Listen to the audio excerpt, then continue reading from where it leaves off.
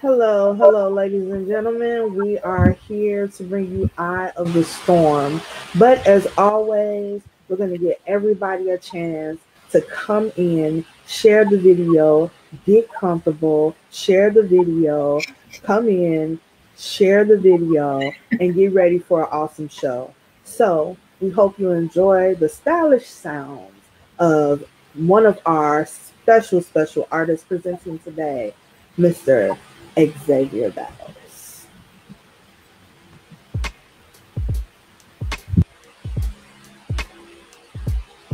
She wanna feel on my soul, I wanna feel on her mood. She wonder why it's so cold, I said we break it down to the flow, intertwining for show. Do you want me some more, I said she wanna feel on my soul, I wanna feel on her mood. She wonder why it's so cold, I said we break it down to the flow, intertwining for show. Do you want me some more, I said I can feel it in your soul, in your body, in your mind. You've been lost up in your world, can't you tell you wasting time? I'm just trying to be yours while you trying to be mine. Let me hold up on your hand while we stand on different sides. Cause we gotta stay connected through the pain and defeat. You've been going through some trouble, let me rub up on your feet. I'm addicted to your skin and your taste is so sweet. Mesmerized by your body, but your soul got me beat. I've been thinking about your beauty, you got passion to the bone. I'm in love with your voice, you seduce me with your tone.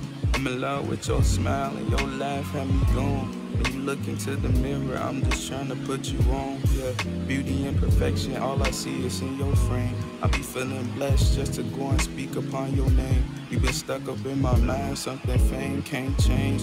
Can't leave you in the distance, so let me just keep you safe. Yeah. She wanna feel on my soul, I wanna feel on her mood. She wonder why it's so cold, I said we break it down to the flow, intertwining for show. Do you want me some more, I said she wanna feel on my soul, I wanna feel on her mood. She wonder why it's so cold, I said we break it down to the flow, intertwining for show. Do you want me some more, I said I be feeling like I got a lot to say, but it's weird, like I can't take what's in my mind, like the pictures that I see. I can't really, it's hard to put into words. It's hard for me to really like say what I see or what I think. It's weird. It's weird. Like I just be saying anything, but it don't be anything. Like, it's like a complicated puzzle that just be all gathered up in one space, but it's hard because you would think that it'd be easy to describe what's right in front of you, but you just can't. You still recording?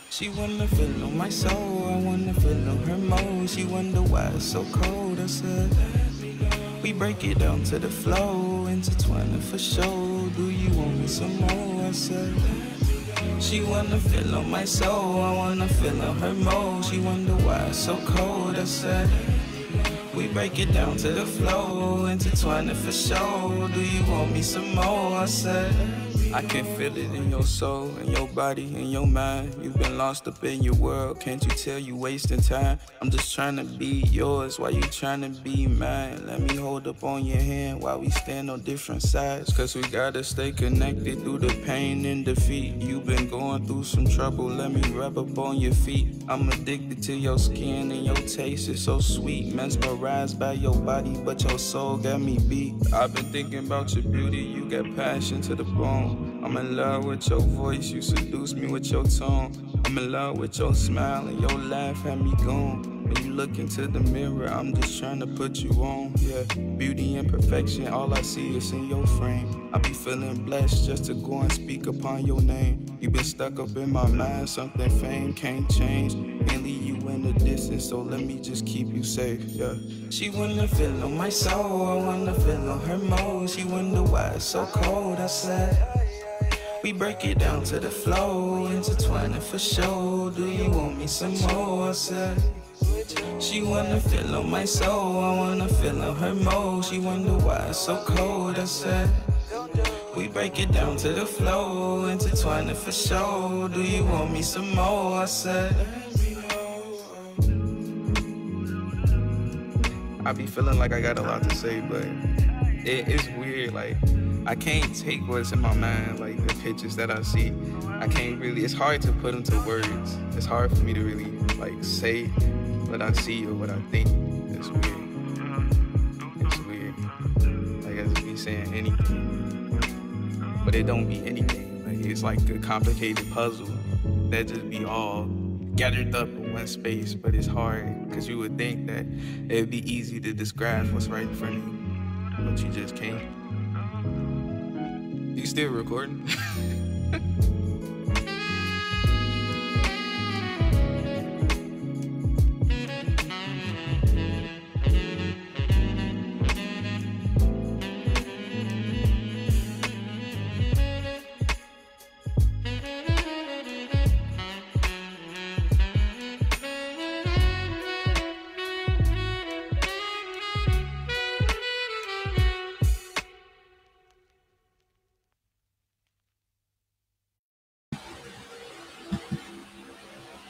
Hello, everyone, and welcome to Eye of the Storm, a mental health awareness month event.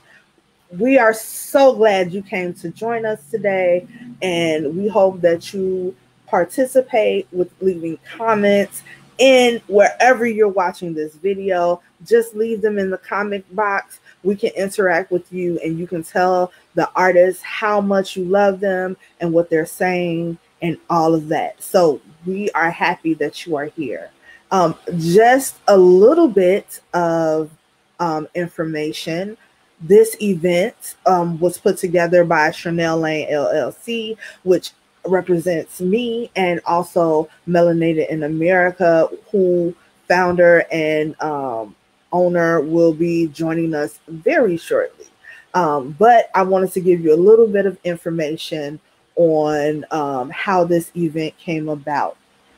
This event was created because myself and other people like me are suffering with mental health issues. We're surviving mental health every day. And for people who do not have mental health illnesses, there are a time where you or someone you know has been anxious, where you all have been depressed. People are affected by the seasons.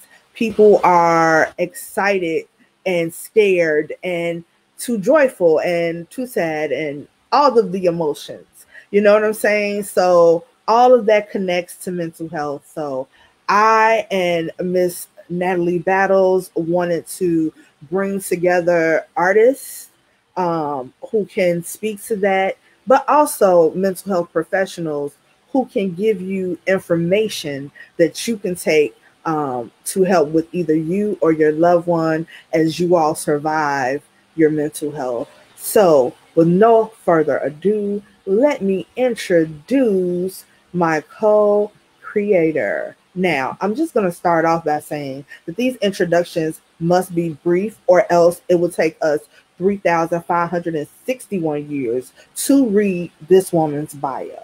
Natalie Battles is an everything. She is a true Renaissance woman, everything from an actor to a historian to a teacher to an owner, a host, and everything. So I am so happy to bring her on and to work with her. And she will be our MC for the evening. I introduce to some and present to others, Miss Natalie Battles. Hi. I'm super excited to be here and to host this event and to bring this event to everyone with you. It was definitely a moment where it was just like, you want to do an event? Let's do an event. Let's do this. Let's get this out for the people. And so I'm excited that we can do that and highlight some amazing artists who definitely have something to say on the mental health journey on their own, and then just mental health in general. So I'm excited. I am so excited. I am glad that we were able to join together to make this happen, because I think that there needs to be a human lens placed on mental health, right? Mm-hmm. Especially in the Black community, And sometimes we catastrophize it to be this one type of individual, this one type of mental health, this one type of person who we deem or seem as crazy, you know. And can we also just say not Black? Like all of those images, we don't put with people of color. It's not a white thing. It's not anybody's thing. It's a humanity thing. It's a human thing to be sad sometimes, to be frustrated, to not know how you feel, especially because we aren't taught the skills that we need as far as social emotional learning is concerned to really be able to handle our emotions. A lot of the times we're just taught to press them down. So of course we're going to have mental health issues because we're not taught how to deal with so many powerful emotions that we have. So as melanated people in America, it's definitely something we need to talk about. Definitely. I am so happy to be doing this and to bring this forth to people so they can see and get a glimpse of being in the eye of the storm. So what the eye of the storm means very quickly is the eye of the storm is when you're going through something and there are waves and turns and snow and all of these things. And then you get into this sweet spot, right? And you're in the eye of the storm, which is what they say when you've been through a lot as far as the storm goes, and it's calm right now, or it seems to lessen, but you know the rest of it is coming. So a lot of people are in the midst of the storm, which is the same thing. And that's why we titled this event Eye of the Storm. So I am going to hand the event off to our beautiful mistress of ceremonies, Miss Natalie Battles. You will see Cherlnell again. Don't worry. Yes. She saw the information in the flyer. She is our feature for this evening, so she will be coming back to us with some amazing words of poetry, but some words of her own as far as her experience as well. So thank you, Cherlnell. Oh, wait, we almost forgot. What's that? We have a very special surprise for everyone. That's where I was going when you handed it over to me, but go ahead. I'm sorry, we got to do this together because you know I'm so excited. I don't know what to do. I'm just so on the excited tip over here. We have a special surprise for everyone. We will have I'll have Natalie introduce this amazing artist that we have for you today doing this wonderful surprise. Go ahead. I'm going to shut up so you can introduce her. Go right ahead. I'm so excited. For sure. So everyone, today we are definitely pairing art and mental health together. So I like to say it's an art and mental health event because I think they go hand in hand. And so we have someone coming on to speak to you all, not just on the musical, the poetic and performing art side, but on the visual art side as well. So we have the amazing award-winning artist and educator, Dion Victoria, coming up for you all. She will be live painting with us today during this entire event. Hello, Dion. We also have the beautiful Miss Katie, who has a birthday coming up. my co-star always. But yes, it's always, whenever you're talking about me, I just always start laughing. Award-winning. I'm like, oh. But it's so true. Forget about those awards, sis. Yes, so I haven't started anything yet because I wanted y'all to see we're starting with it. All I did was paint this yellow. That's it. That's how it came today. And I would like to ask people because at one point, about halfway through, we're going to take a break. If you don't have a place to take notes on your phone or a piece of paper, a journal, just get something to write with, some paper.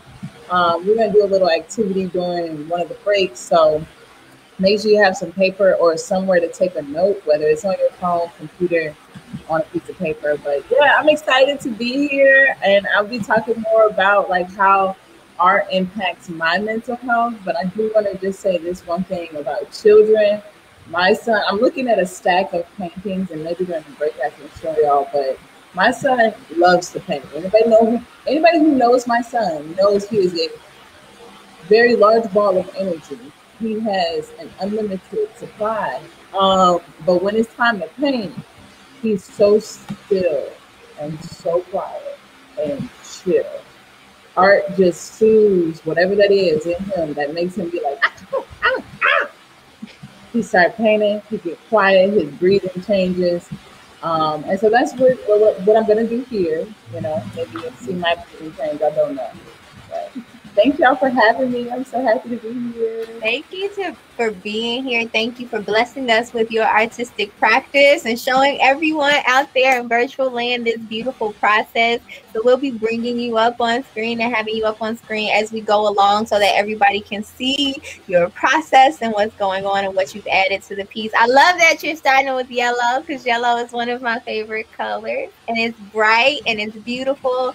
And we want people to know in the midst and the eye of their storm that we can get to that yellow. I don't know if you've ever heard the India Ari song Yellow, but that's the thing. We can get to that beautiful sweet yellow. All right, so we'll bring you back up and have your artistic practice being shown throughout. And then, like she said, she'll be coming on one of the breaks to go in depth because I also mentioned she's an amazing artist, but also educator. And she'll be telling us about a project that she is working on called the Art Box that'll be dropping really, really soon. And that's why you are going to need that paper. So don't forget that. Be ready with your notes in your phone, computer, or a piece of paper for when Dion comes back with us. All right. Let's hop into it. All right, I'm gone. I'm giving it over to you. You're leaving it in good hands. Well, thank you. I trust you, sis. I trust you. We gonna do it. It's gonna be amazing.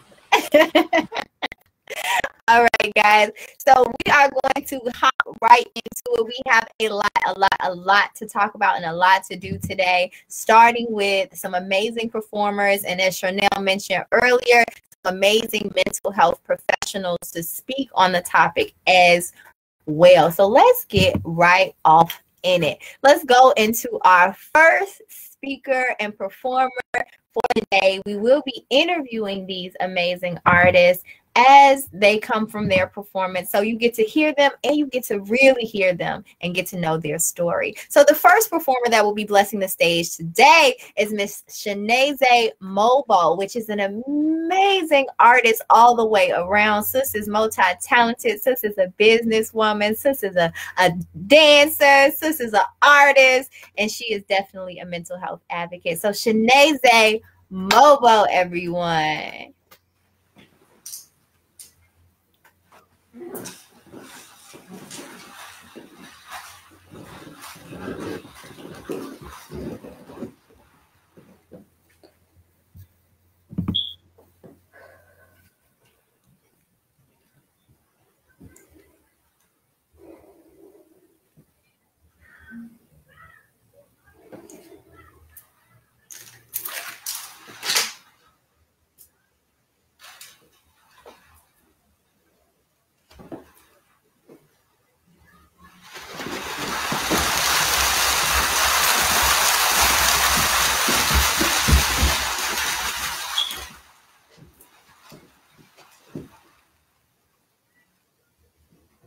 Can I ask you a question? Are you okay? Now, I know most people would just answer, yeah, I'm okay. but are you really? Are you okay? When you think about this question, it's a very introspective one. It forces you to search your inner being, search your emotions, and answer, am I okay? Are you okay? Are you happy? Are you sad? Are you hangry? Are you upset? All of those are emotions that we shy away from when we get into the whole, are you okay question. But I'm here to break up societal norms, and I'm here to disrupt the program that we all have been doing so far. What I want to normalize is being vulnerable. What I'm here to normalize is being real about how we feel. So next time someone asks you the question, are you okay? Take a second. Think about that. Scan your emotions and answer honestly. Yes, I'm okay today. I could be better. No, I'm not okay at all. And it's okay. It's okay to not be okay. But what is really important is that you are real about how you feel. Because your true emotions, your truth about your feelings is what's important and what's really real. Ashe.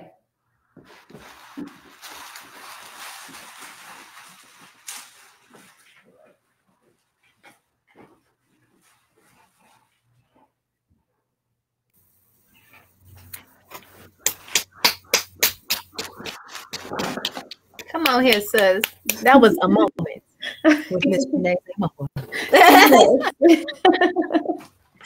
Thank you, sis. I'm so excited to get into this interview because I know you. Yeah. And I love you. I adore you. You are one of my sisters. And so to get into your story, to get into the work that you are doing for the community, Woo. let's tap into it. So my first question for you is your artistry. So you have a few different artistic practices. Can you tell us about your artistry and then how you started them? Sure. So first and foremost, shout out to Khalida Kali. I'm a part of Khalida's North African Dance Experience, where she is a comedic belly dancer. She is really versed in the comedic belly dance. Mm-hmm. So I've been dancing with her for about 4 years now. So that's where the dance comes from. But I've really been dancing all my life. You know, I love to move. I love to do different things. And it was just so great, you know, that I found a practice that really, you know, it accentuated all of my femininity, you know, and I love that. So it was, man, I really love the dance company and everything. Again, shout out to Khalida's North African Dance Experience. Also, I do have a health and wellness company called Weaving the Thread Healing Experience, where we do different workshops and we cater to the families of people with traumatic brain injury and also post-traumatic stress disorder. And we focus on mental health as a whole. So what we do is we do that through storytelling. We do that through art. We're heavily focused in the arts because we really believe that art is healing. So yes, and also I'm a painter. It's very therapeutic to paint. So I love art all the way around. Absolutely. Well, thank you for the work that you're doing, sis. And can I ask, why are those different ways that you are expressing your art important to you? And then for your organization, with people with PTSD and brain injuries, why in injuries? I said industries. Why is that important to you? Because art is such a beautiful way to express yourself. And everything is art to me. You know, the way you move is art. You know, the way you write is art. The words you say is art. So it's really a very wide range of things that you can do in the arts. And specifically with the health and wellness company, we focus in the arts because it's a really good way to express yourself and be free in that way, you know, and still, if you have anything on your chest, you know, you can get it out on the canvas. You know, you can get it out through knitting, you can get it out through poetry. And we really want to let people know that they can. A lot of people think that they're not artists. You know, some people think that, but I'm here to say we are artists. You are art, period. You know, just you existing, you are art piece. You know, you are a masterpiece. So we just want to let people know that the arts are a healing tool that can be used in everyday life. Absolutely. And why is mental health awareness important to you, specifically Black mental health awareness? Because it's been too long that we've been suffering in silence, you know, and it's been generation after generation where it's a hush hush thing. You know, it's something that you don't really talk about, or, you know, you don't want to seem crazy by talking about how you really feel or talking about therapy or anything like that. And it's time out, you know, it's played out to even think that way, or even not even address what's really going on. Because, you know, a lot of people suffer from, I'm not even going to say suffer, a lot of people experience, you know, mental health issues or mental health challenges. And I'm just so grateful that we are in a space and time where it's being normalized to open and talk about it freely. Speaking of talking about it freely and normalizing talking about it freely, would you care to share your own personal mental health journey with us? Sure. Where do I start?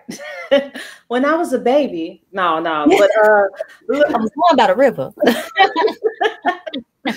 But from, you know, my earliest recollection of mental health, you know, of mental health, for me, even knowing that I feel some type of way and I need to understand this feeling within myself, I would say is in college. You know, I was graduating top of my class. You know, I was the president of business club, speaking clubs. You know, I made my own club called the President's Club, you know, where we could just share resources and all this other stuff. You know, everything was going great. No more homework, you know, everything was great. And I was depressed. Like, I was seriously depressed. And I was in a space where I just wanted it to rain. You know, I was like praying for, it was such a sunny day. I'll never forget it. It was a summer day, such a sunny day. And I was praying for it to rain. Like, I was mad that it was so like beautiful outside. And I was just like, what is that? Where is this coming from? You know? So with me going within myself and getting to understand myself more, it got me to understand that, you know, these feelings are coming from a multitude of places. You know, at the time I was in a toxic relationship. At the time I was, you know, in and out of religion. You know, I was trying to understand that whole thing. I mean, I have a son, all of that good stuff. You know, police brutality been happening. So, man, it was a lot going on mentally for me. And I had to find different ways to really calm myself down, you know, and understand that, look, what you feeling, it's okay.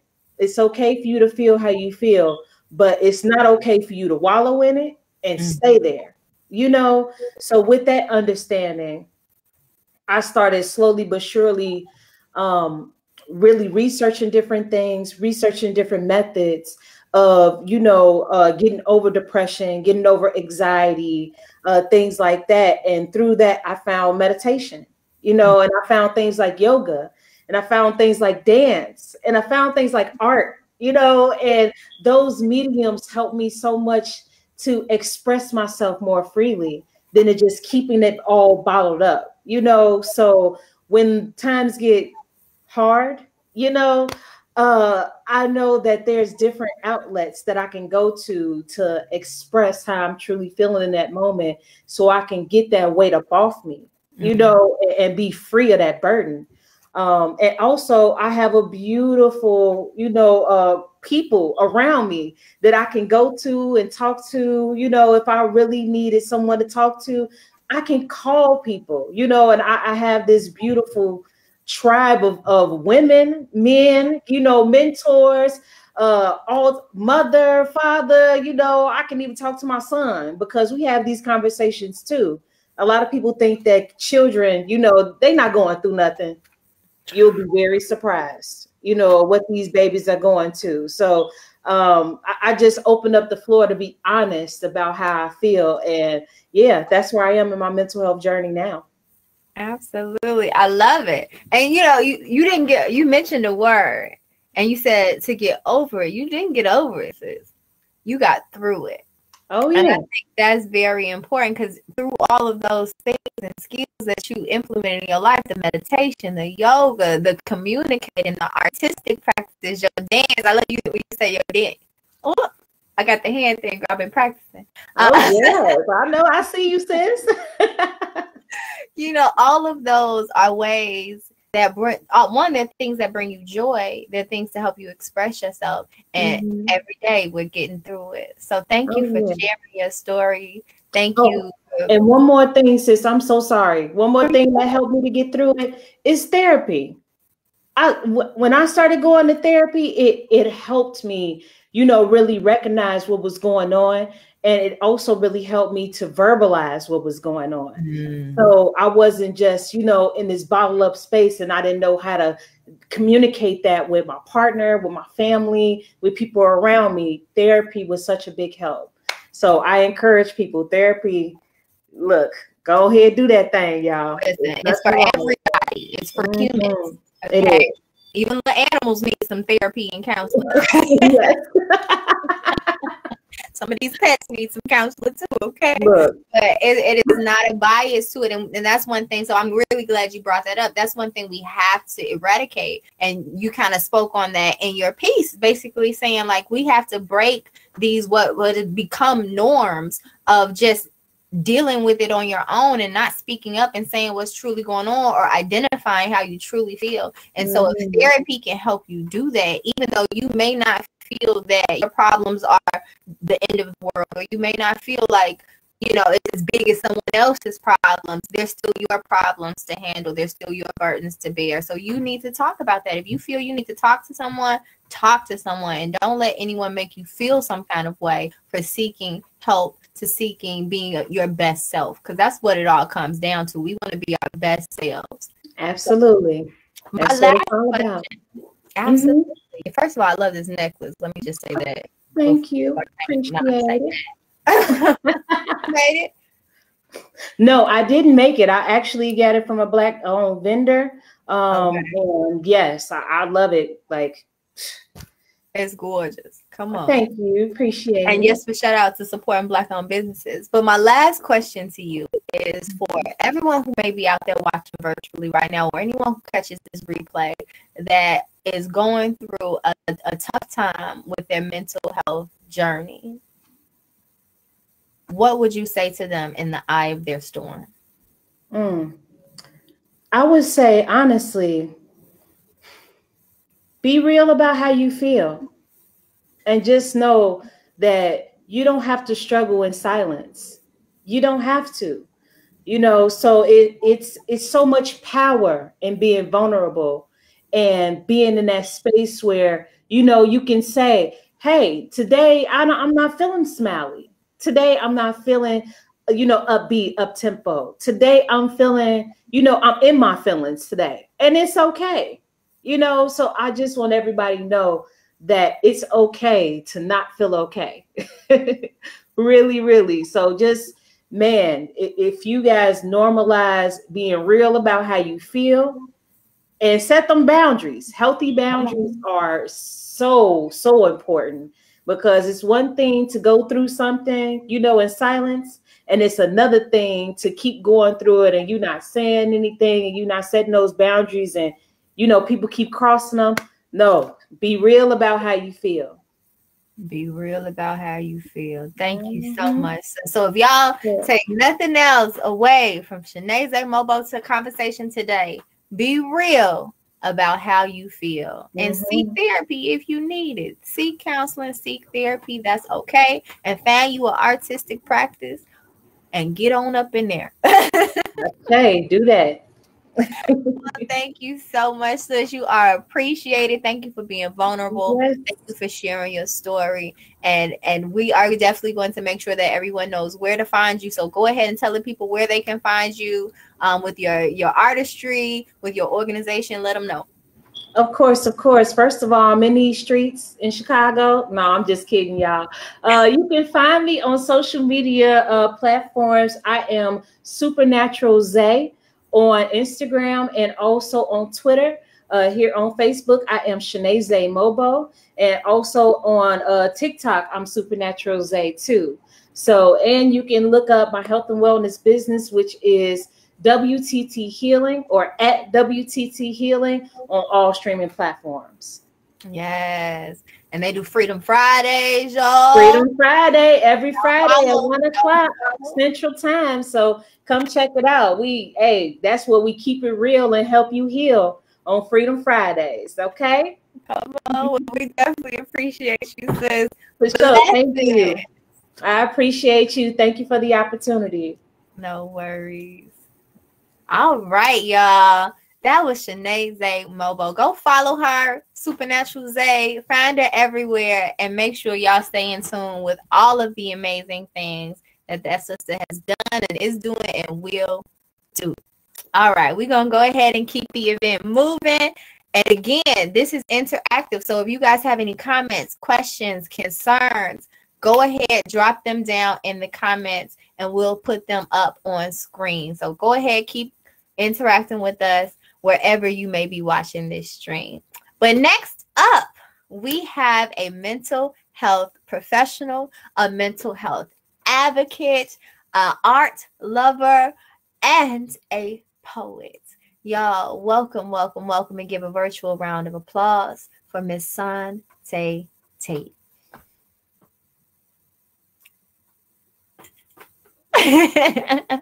How y'all doing this afternoon? Hey, Matt. Look at you looking lovely. Come on, curls. Come on. Ooh, these curls is rough today. I guess they having to have the storm on their own today. And that's all right. They're going to be real about how they feel. Yes, but that is okay. It is great to be here and talk about something I'm super passionate about. For those of you that may already know just how passionate I am about mental health. So I want to come to you all to talk about some very important things about centering and focusing on your mental health. First and foremost, what I need for all of us to remind ourselves every single day in the journey that there is of healthy mental health is that you are human. Sometimes we forget that, right? So we have all of these emotions and these feelings. And sometimes we're responsible for other people's emotions and feelings. That burden gets really heavy at times. And sometimes we forget that we are human too. And so what I need each and every one of you to do while you're in the eye of your storm is to give yourself the permission to be just that, a human being. And human beings feel things. So it is okay for you to be feeling all the things that you're feeling in this moment. Secondly, mental health is vital. It's just as vital as your heartbeat. It's just as important as your liver, as your kidneys. Mental health starts in the brain. And that is the hub of everything. If your brain isn't functioning properly, neither does the heart. If your brain isn't functioning properly, neither does the blood flow. If your brain isn't functioning properly, neither does your kidneys or your livers or any of your internal organs that are vital to your everyday breathe in and breathe out. So you need to take care of your brains and your mental health too, because it is the hub. It is the battery that keeps everything going. The body can live without the heart for some time, but the body can't live without the mind. First of all, you matter. That should have probably been number one, but we're going to cover it right here. It doesn't matter what you're going through in your life. It doesn't matter what anyone else is going through in their life. You are important too. You matter. And you need to make sure that you love yourself enough to put yourself in the center of your matter. You need to take care of who you are, because without taking care of you, you can't flow over into anyone else's cup. You can't be there for your children. You can't be there for your spouse. You can't be there for your mom, your dad, your best friend. You can't even be there for yourself. So showing up for you because you matter is key for mental health. You need to do that, y'all. Without that, there is no getting better. And remember this as well. No matter what you're going through in the eye of your storm, you are not alone. Sometimes we forget that one. Our troubles seem like nobody else gets it. I know personally, sometimes I've tried to reach out and talk to someone, and I'm telling them exactly how I feel. And it just doesn't seem like it's clicking. It doesn't seem like they get it. It doesn't seem like they're on that level of pain that I'm on. But I'm not alone, because maybe that person didn't get it. Maybe that person doesn't understand, but there is someone out there that does. And that is why it's super important that you remind yourself that you don't have to be alone. You don't have to be all by yourself, because someone there gets it. And you need to make sure that you build, which is number 6, your mental health circle. These are people that are informed about mental health. They know the importance of mental health. They value their own mental health, because in valuing their own mental health, they're able to understand and put value to yours as well. So you want to make sure that you have people around you in your circle that also values mental health and that can support you in your mental health journey. We want you to also be making sure number 7 is mental health checkups. I know sometimes I get a headache, that nose feeling stuffy. We in a pandemic, so if I cough, I'm concerned. I need to go ahead and get that checkup and make sure that I'm okay. Your brain, your mental health is no different. Do that mental health checkup. How you do those mental health checkups is by building that circle and then seeking professional support. In the Black community for years, we've struggled in silence because people have told us that therapy was for white people. It wasn't for us. We either needed to pray about it, suffer in silence, or just ignore it in totality. But none of that is right. I'm here to tell you what is the right thing to do. The right thing to do now is reach out for help. I'm proud of my brothers and sisters, as I've noticed that so many more of us are breaking down that myth. We're doing differently for our children. We're reaching out for those services, and it doesn't need to stop there. We need to tell that person next to us that still may have that train of thought that it's not for us, that it absolutely is for us. Mental health is a necessity. It's not something that's just cultural. It's a necessity, a human necessity. You deserve it. I deserve it. Everyone here deserves it. Make sure that you get what is yours and you reach out for that help, because you deserve it. I also want to remind you all that today is not forever, but mental health is a daily journey, y'all. It's something that you're going to be on every single day of your life. You may feel good today and not so good tomorrow, but that doesn't mean that you've taken 5 steps back. It means that you're just in the eye of your storm. And like any storm, this too shall pass. Keep reminding yourself of that. Keep telling yourself how it's important that this is not your forever. And keep reminding yourself that that journey is going to get tough some days. Some days you're not going to feel like talking it out. You're not going to feel like going there, but you need to go there. You have to crawl through the trenches of your trauma to get to where you want to be. You can't stop here. You've come too far. So you absolutely want to remind yourself that the journey is definitely going to be hard, but it will lead to a better you. At the end of that journey, it's a healthy you. It's a beautiful you. It's a smiling you. It's a triumphant you. You are not your circumstances. You are not your today's circumstances. You are much better than where you are. and you're going to get there. We're going to get there together.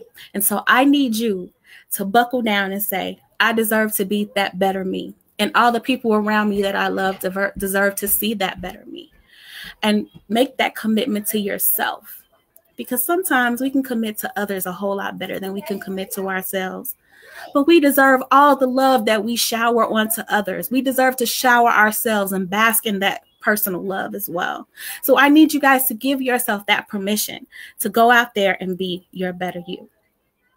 And lastly, if you're like me, you're an empath, you're a healer.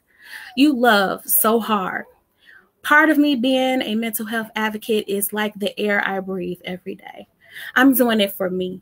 I'm doing it for you, and I'm doing it for my children. But sometimes as those empaths and healers, we tend to forget that we need healing too. So I want to remind all my fellow healers out there, all my fellow therapists, all my fellow mental health professionals, all my crisis intervention members, that you too deserve to heal. You need to give yourself some respite. You need to give yourself some time to recoup. You need to give yourself some time to rejuvenate your strength, because you cannot pour from an empty cup. You can't pour into others and fill them up if you are empty. So I really, really need you all to remember how important it is as a healer, that you too deserve to be loved. You too deserve to rest, and you too matter. That's all I have for you all this evening. And I'll turn it over to Miss Knack.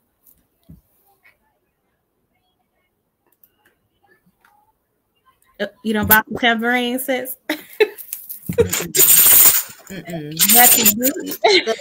I was over here, amen, and shouting the entire time you were speaking, and the energy in which you delivered that word. And I know everyone out there in virtual land felt it as well. Thank you. Thank you for saying what needed to be said. See, you getting some more thank yous. Thank you.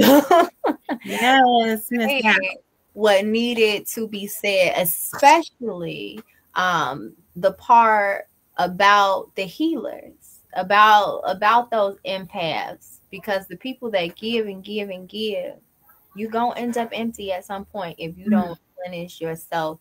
Like you said, you can't pour from an empty cup. I love it. I love it, and I appreciate you, sis, so much. And I know that you mean it with your whole heart when you say it, because you walk this path every day. It's not just on Sundays. You walk this path every day. And so can you talk to the people a little bit about the ways that you help people with on their mental health paths and on the healing journeys, especially from these generational traumas?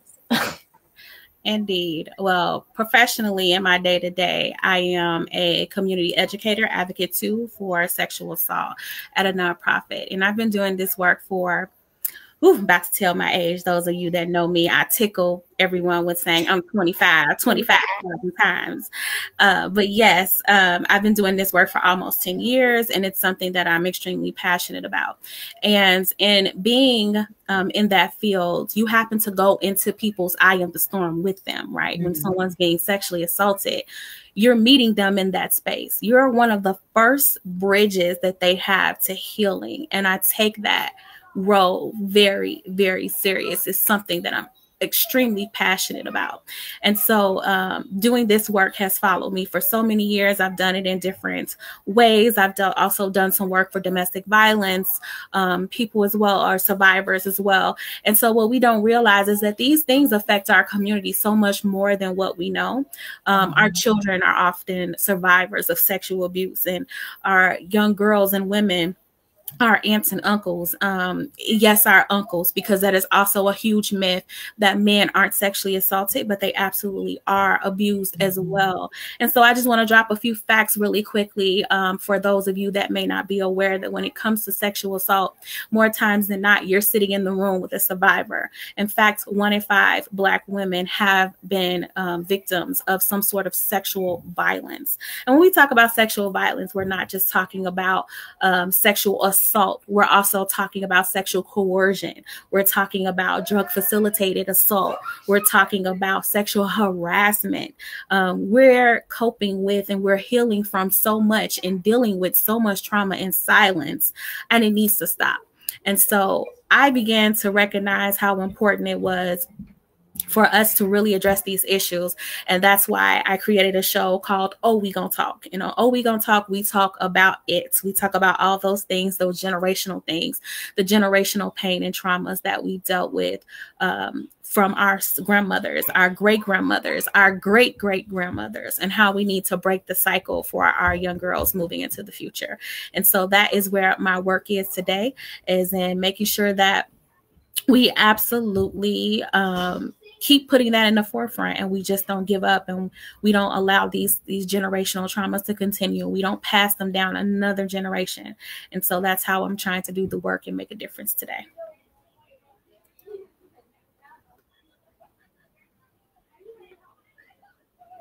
Oh, did we lose Nat?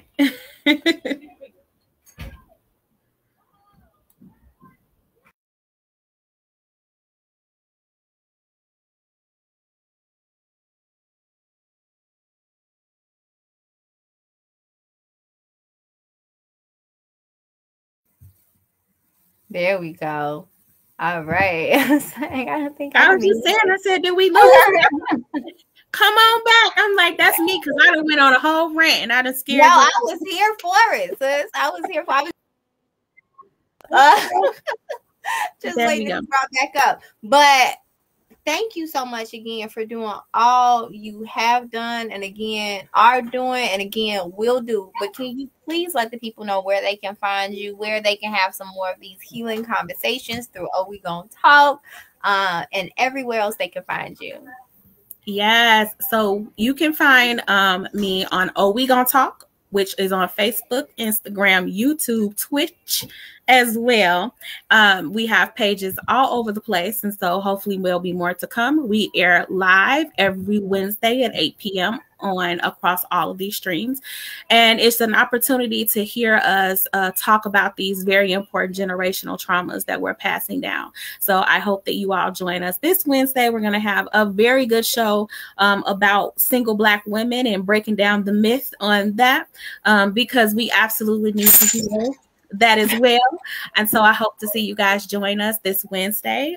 You can join us on Facebook Live here as well, and get some more of that healing. Absolutely. Well, thank you so much. Again, continue your fight, sis. Continue your work. Uplifting all the amazing people out there. Stay everybody. Love her. Y'all check out Oh, We Gonna Talk everywhere, and we're going to keep this kind of amazing. And I'm blessed to be the co-host of Oh, We Gonna Talk. And baby,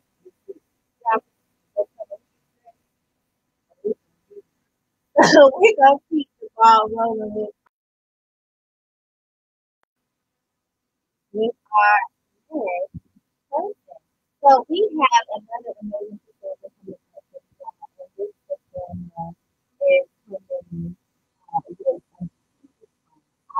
to Mr. Lip.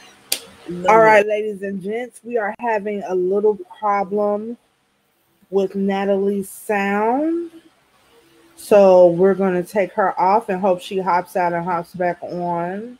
Meanwhile, are you guys enjoying the show? We have some comments over here on the side for Ms. Sante.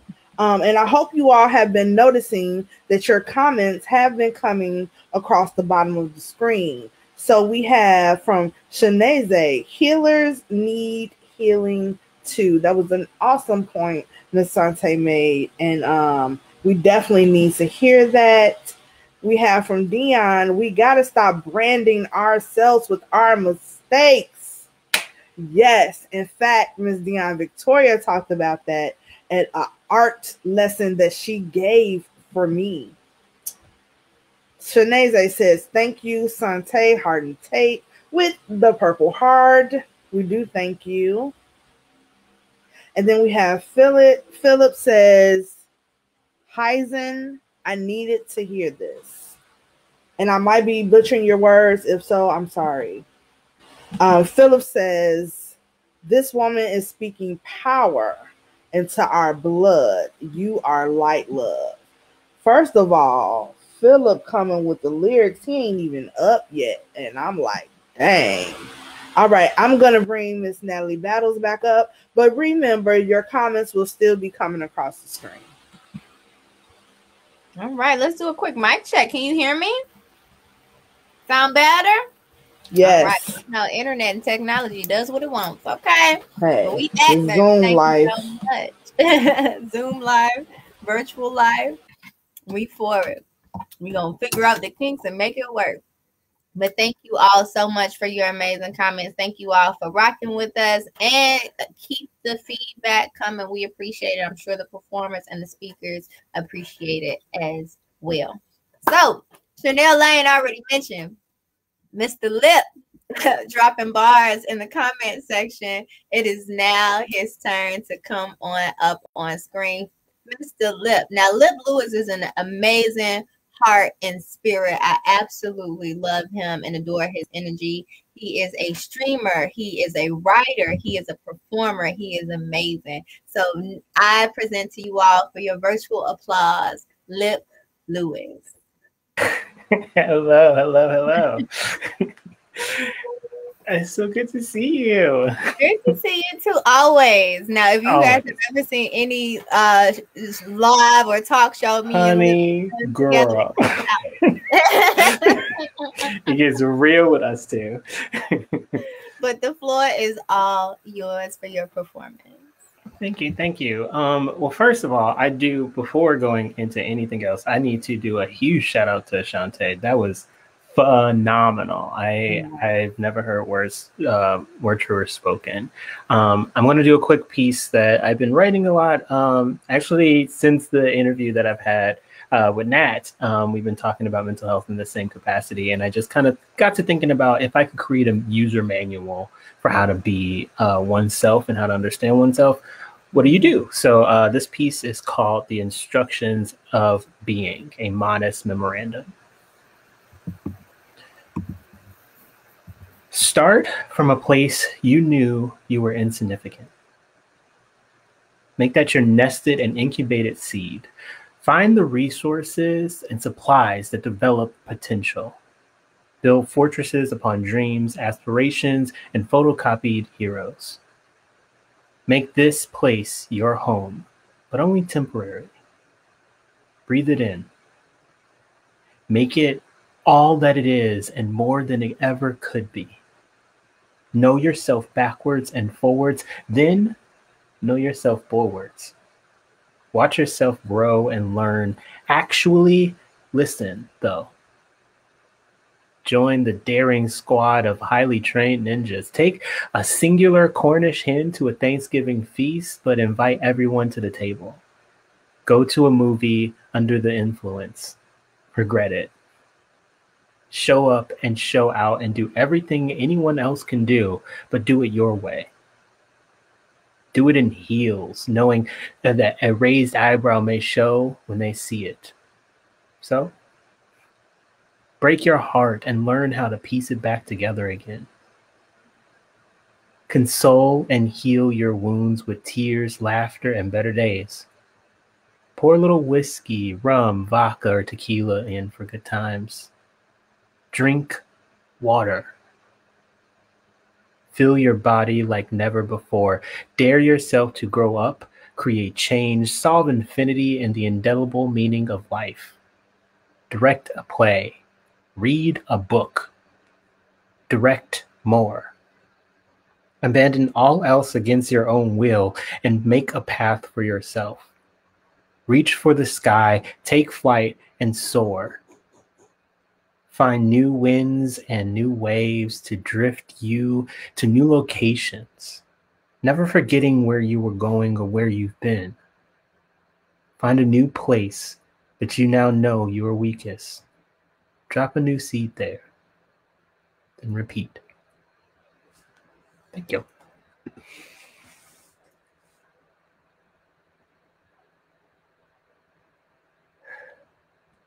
So yeah, that's the instructions of being. I love that. I love how unapologetic it is. It's gotta be. I love that. So, can you tell us a little bit about what inspired this piece within you?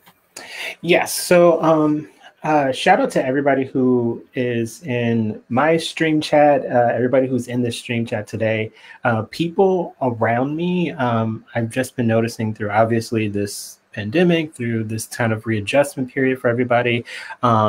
People still move, people still navigate. It is amazing to watch how someone who is met with multiple challenges continues to push forward. And I think that in this period, I was doing a lot of thinking about like, what happens when you keep hitting that wall, and how can the phrase that everyone says is like, there's no book, there's no manual or instructions on how to do these things. And so I was like, what if I created it for me and wrote that book for myself? I do a lot of talking with individuals who ask me about mental health, how to step out of yourself and look at it. I know, Nat, when we were having our interview, we were talking about the idea of looking at yourself as that other person. And what do you do to support that person first so that you can support other people? And so I was like, if I create a manual, at least for myself, I can start having that conversation with other people about what that instruction manual looks like for them. That's beautiful. I just love, I'm going to say it again, it's unapologetic. You like, pour a little tequila, pour a little, what it is. Like I'm mad, but I think that's one huge part about mental health that a lot of people don't understand. A lot of mental health, in my opinion, is also tied to other people's perception of you. Other people's response to what you'll say, what you do, what you'll look like, or even what they may say based on what you say, do, or look like. But once you go within and say, I don't care. I really don't care. I'm going to be me. I'm going to love me. Whether, I'm a stick figure, or if I got rolls, or if I'm bald, or if I got long hair or patches. Exactly. I'm going to love me, and I'm going to do what I want, because your opinion really doesn't matter. And I think that's the part of individuals' mental health journeys. When we hit that point, the world opens up. And we're going to get to Dion's piece in a second. But for that drink the water, I was up here like, you got to be hydrated. You got to be hydrated. Stay hydrated. And I think that's that part. Like, we can get to the yellow when we look within and be comfortable with exactly who we are. Following off what Dion said earlier, not burdening ourselves down with our mistakes. Just know we made them and move forward, give ourselves grace, and be comfortable with what we decide to do. Even if we make a mistake, going to what Sante said, just making sure that we're always practicing on being our best self for the next time around. And that's that sweet spot. That's that your piece. It really reminded me of that. I wanna hit to another note, because obviously I was doing edits at a point where Nat had made this huge post, like this beautiful spiritual like enlightenment moment. It was talking about getting your order at Starbucks. It was my favorite thing ever, because I'm writing this and I'm just like, I'm writing my instruction manual and I need to make sure that it fits me. But Nat had this idea that when you go to Starbucks and you're just like rushing, you're trying to get things going, you find that order and you know what you want. You know specifically, this is what I get. This is how I function. This is what I need to. This is the fuel to get me through the day. And when you're rushing, you grab somebody else's order. Well, it's important because that ain't your order and that's not for you. Right. And so sometimes you have to take that time to stop and say, all right, well, this is what I need for my day. I didn't ask for a triple latte with like extra foam. I asked for a glass of water. I asked for that moment, that breath that I need in this cup that's for me. And so when I was doing my edits, I listened to that video that you gave and I was like, this is speaking to this piece 100%.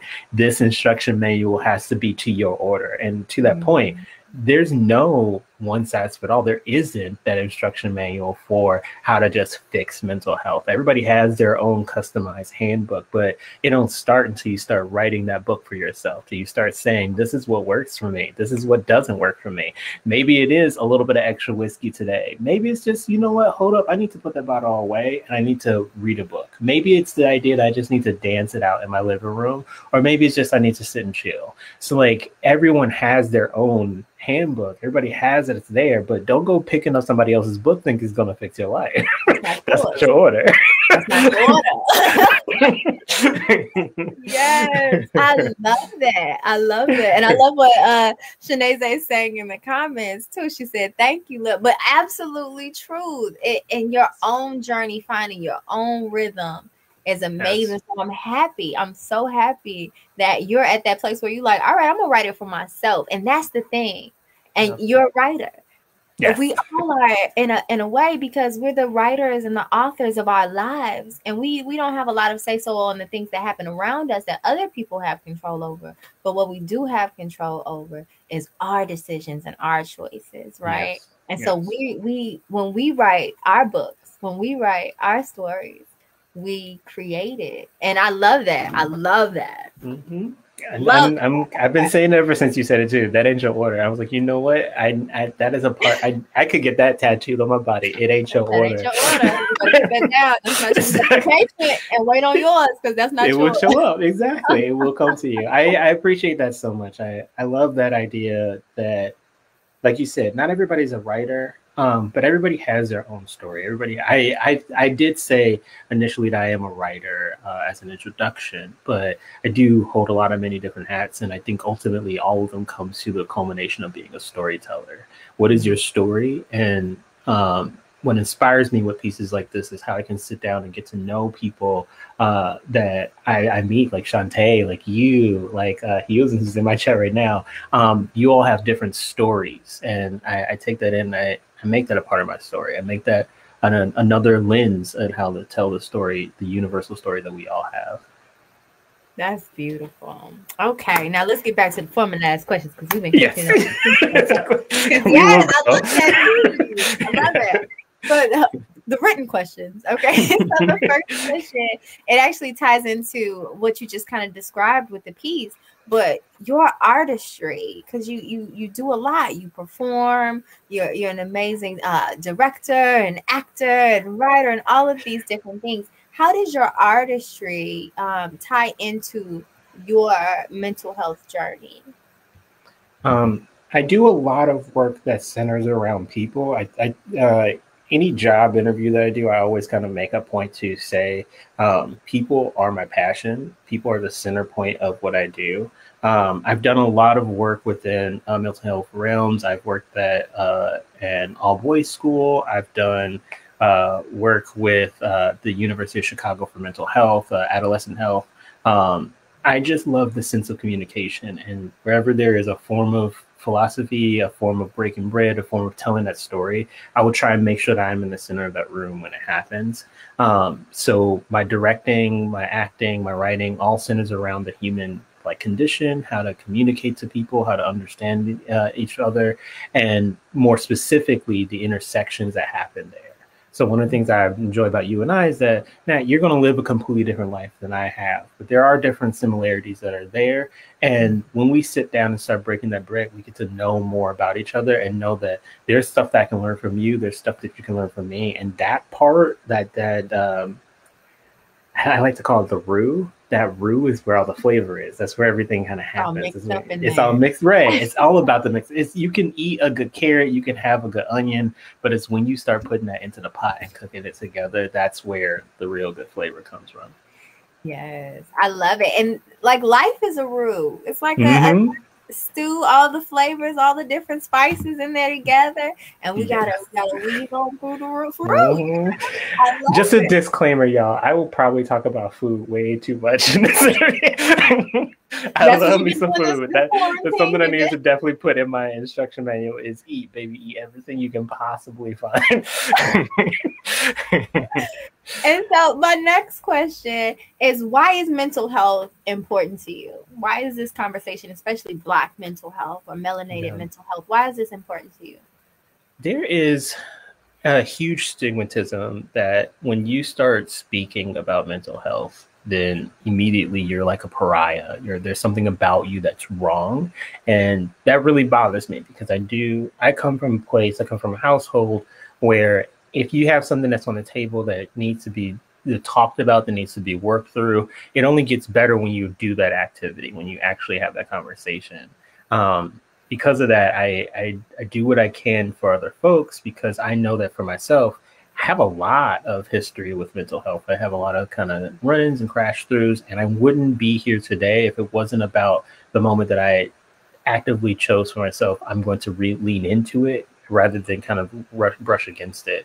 I think there's this kind of mentality specifically within the Black community, but I will probably venture out to say pretty much the human condition is that you're stronger when you kind of do away with talking about mental health. If I say that everything's fine, if I say that I don't have any issues, I say, no, it's nothing. What you said didn't affect me, then I'm a stronger person for it, which let's just be honest, it's not true. Right.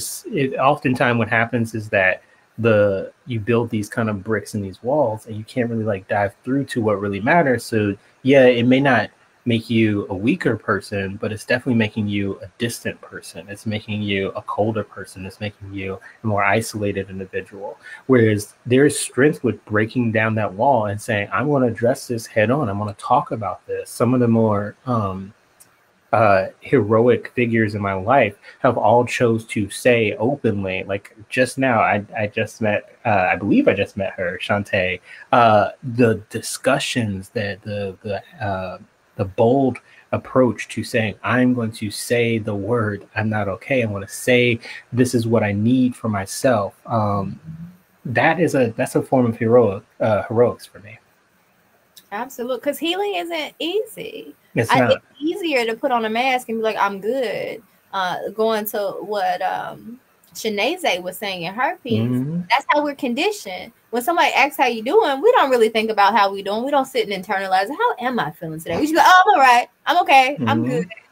But how often do we really sit still enough to say how we feel, to check in with self? Because we're always go, go, go, go, go. And in the moments where it is quiet, we fill the void with something else. So we need to take that time to really sit and say how we feel, because healing is hard. And that's the strength to say, I'm going through right now.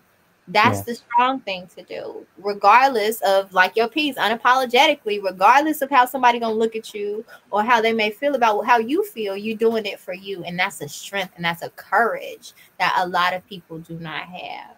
So thank you, Juan, for having that strength and that courage. Absolutely. Thank you. And so the next question is about people in the eye of their storm. But before we go into that one, I want to ask you, you mentioned a little bit about your mental health journey already, but if you wouldn't mind going into a little bit about your mental health journey, if you would.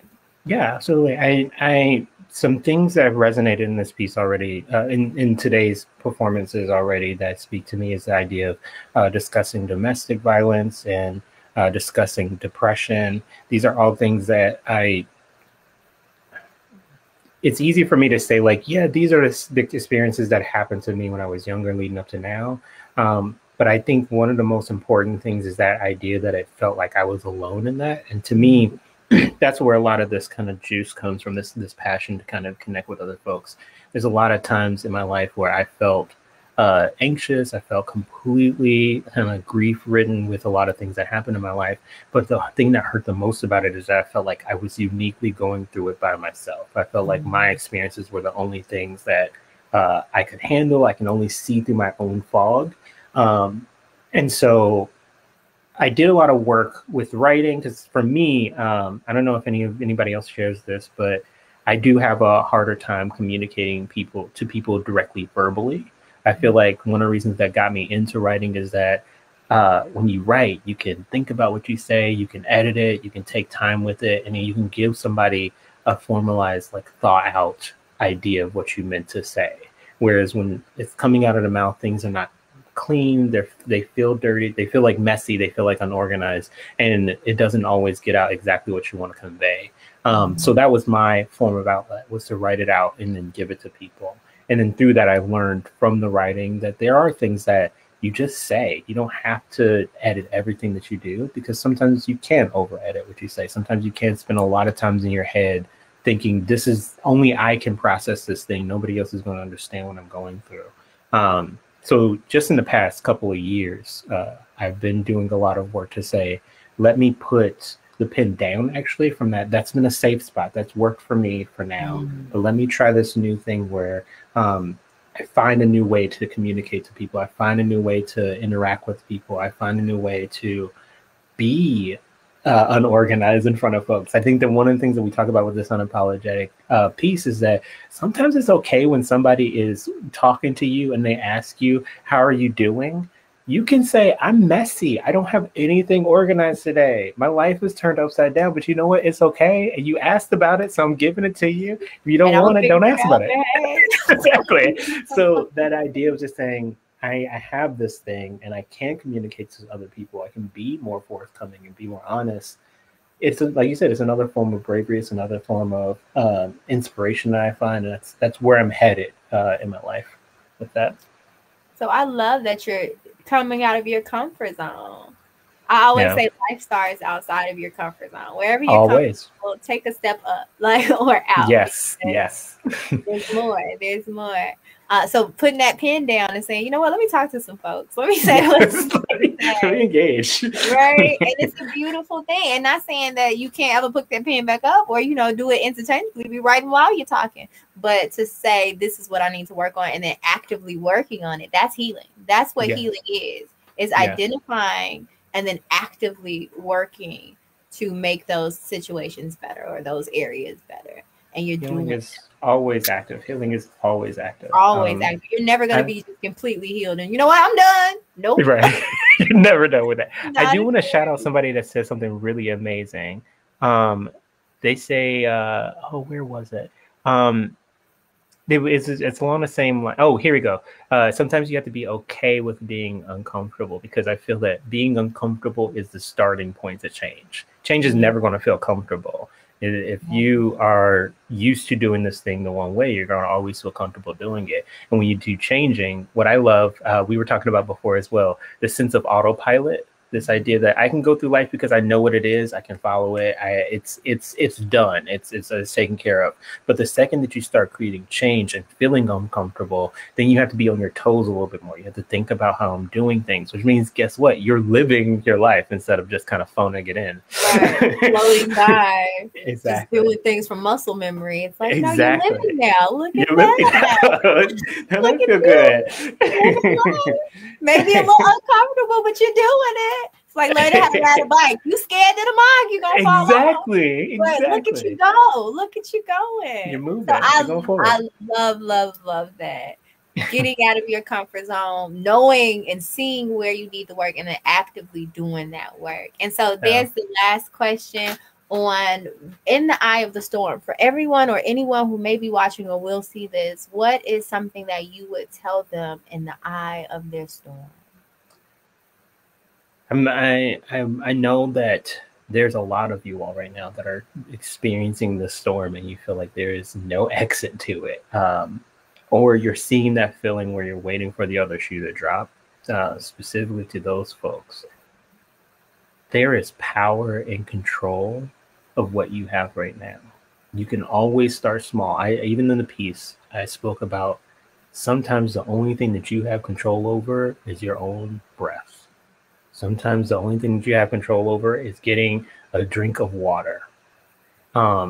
Maybe it's just sitting in your moment and letting your body do what it naturally does. One of the things that's really amazing when you kind of really think about what the body does, blinking happens without you constantly doing it. If you think about how many times you blink in an average day, you know that your body is a beautiful and functioning machine. So if you think about those things that you can control and just expand upon that, maybe after you do the breathing and drinking, you say, you know what? Well, I can't control how I think about myself. I can't control maybe how much I sleep today. I can't control maybe how I'm eating today. I can do bigger things so that eventually I can get a better sense of what I can have control over. But just ultimately, for all of you all who are in that eye of the storm, there is always at least something that you have control over. And if you start small and let it grow to be bigger, you will realize that you are in control of a lot more than what you think you are. That's amazing. We always have something that we're in control of, small or large. And just refer to the manual. Just refer to that manual that you wrote. and you know what? That's what we should recommend for people. Write your manual. Your manual. Your order. Yes. Yes. Not Philip order. Not lip order. Your order. What is your order? Thank you so much. It's always a pleasure. You know, I'm gonna go ahead and move on because we'll talk for forever.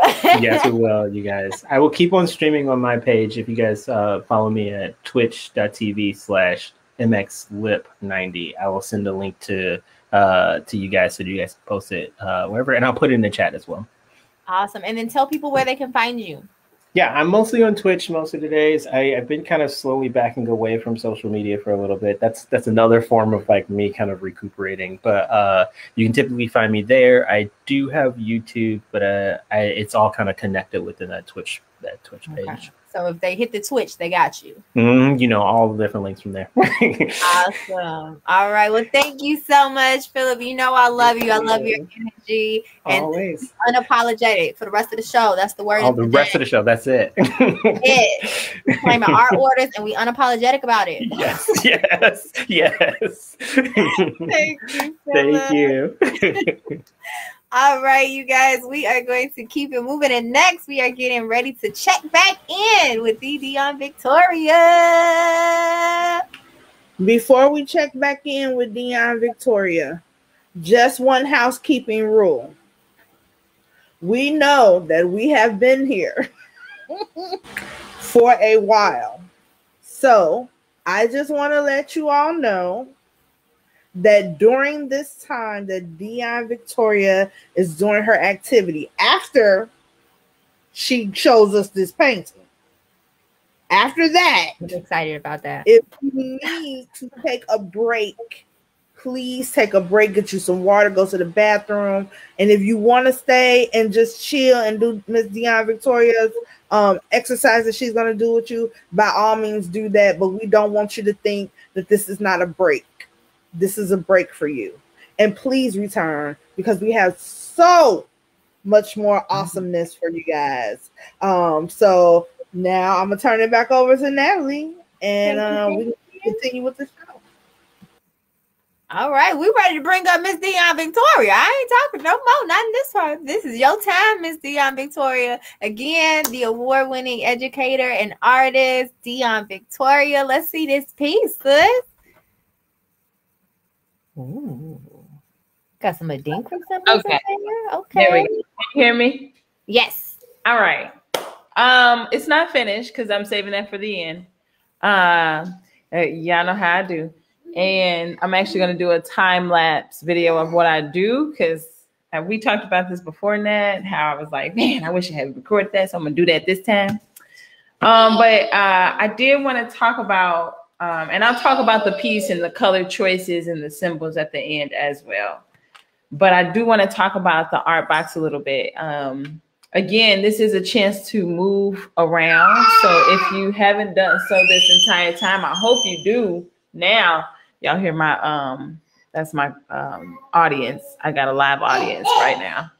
So what I want y'all to think about, though, while you're moving around, stretching your legs, getting some water, is what are some of the thoughts that are coming to your mind right now? What's the talk that you got going on in your head? Oftentimes, our self-talk is really negative because it's been trained that way. We watch TV. Oh, a big deal. Social media, although an amazing platform to connect people across the world. Can you share, please? Thank you. An amazing platform to share across the world. It's also, we're seeing a rise in mental health illnesses and things going on because, let me get my co-star, because everybody has an idea of what the perfect life looks like. It's a picture on a screen. And so because we're seeing people looking on social media for validation and they know what their lives are really like and they don't necessarily align with the pictures that they put on social media, we're seeing a lot of negative self-talk. Oh, I'm not good enough to have that. I will never have that. That's not out there for me. People have literally told me my life, the way it's set up right now, I got to lower my standards. And that's because somebody told them that that's how they should view a person in my situation. And that's how I should talk to myself. Instead, though, we can think of different ways to talk to ourselves. I asked you guys to grab a piece of paper and something to write with. Hopefully you did. If you didn't, you have your phone to take notes. Out of the art box is an activity.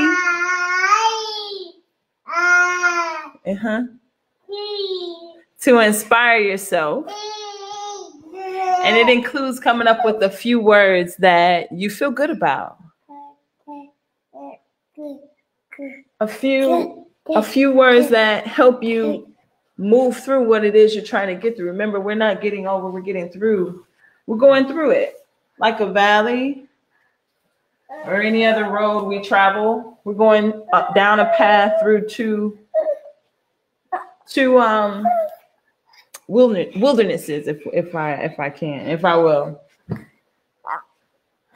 So that being said, make a list right now of about 10 words. My words that I came up with, it's not quite 10, are queen, clear, pure love, creative, evolving, and superwoman. I'm gonna come up with a few more words.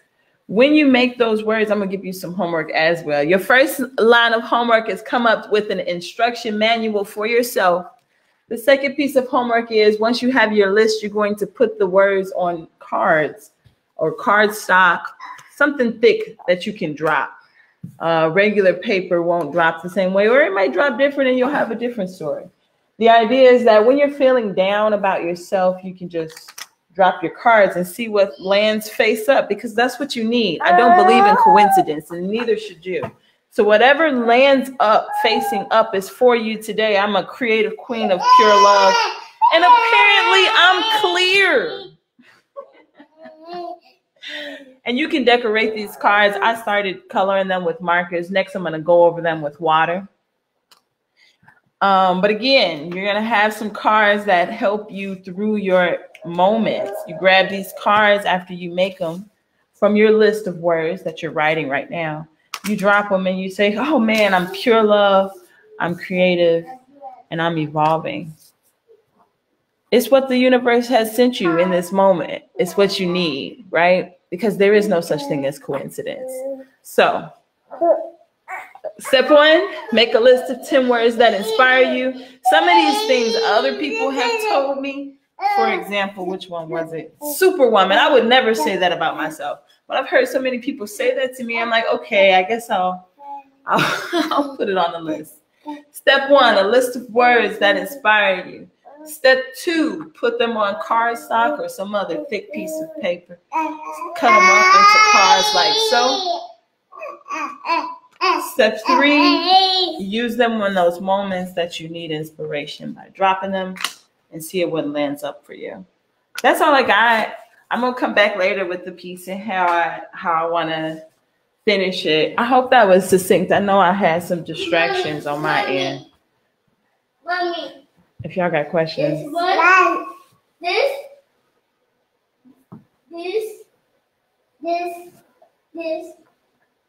you want this? You want this? Mommy. Yeah, I'm done. All right. Thank you so much, Dion. I'm excited to see how the piece keeps coming along.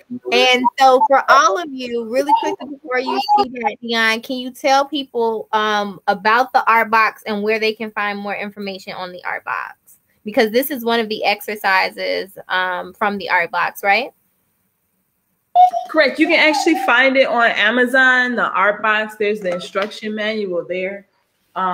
You can also get the materials by finding me on my website, dionvictoria.com. You can follow me on Instagram at @thedionvictoria to find out more about the art box, what I do, I'm actually having a chakra art class, and I'm using the activities from the art box to do these series of classes. You can find that on Eventbrite. You can also follow me on Instagram and see the postings about it there. It's at the Dion Victoria, just like my name, but no spaces. All right. Well, thank you, Dion Victoria. Because as we heard so many times thus far already within the show, art is healing. And so the art box, we're going to get our mental health together by expressing ourselves through artistic practices and through affirmations, because that's basically what this exercise is all about. I got my list of 10 over here.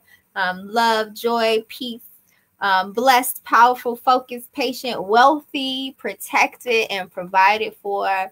So write your list of 10, guys, transfer it to some card stock, paint it, make it beautiful, and drop those things when you need a word of the day over yourself, a word of encouragement over yourself. And then again, all the other exercises that are exercises that will be in the art box, because art is healing. So find Dion Victoria and make sure you guys get linked with the art box. All right, beautiful people. I can't wait to see more of that artwork, but we're going to go ahead and keep on moving. And we are at a really good place, you guys. We are about right in the middle, and we have our feature performer to come on screen. And I've already let you guys know, but just in case you missed it, our feature performer for today is cherlnell Lane, the poetic storyteller who is bearing her soul to heal yours. So cherlnell Lane, would you please come on up and bless us with a word? Hello, everyone. I am so happy to be back. I am so happy to be here. And hopefully my words reach your soul. As you all know, I am the poetic storyteller because my poetry tells a story and my stories are poetic. And that is exactly what I want to do here for you all today. I'm going to do a little bit of poetry, a little bit of talking, and a little bit of poetry, if you don't mind.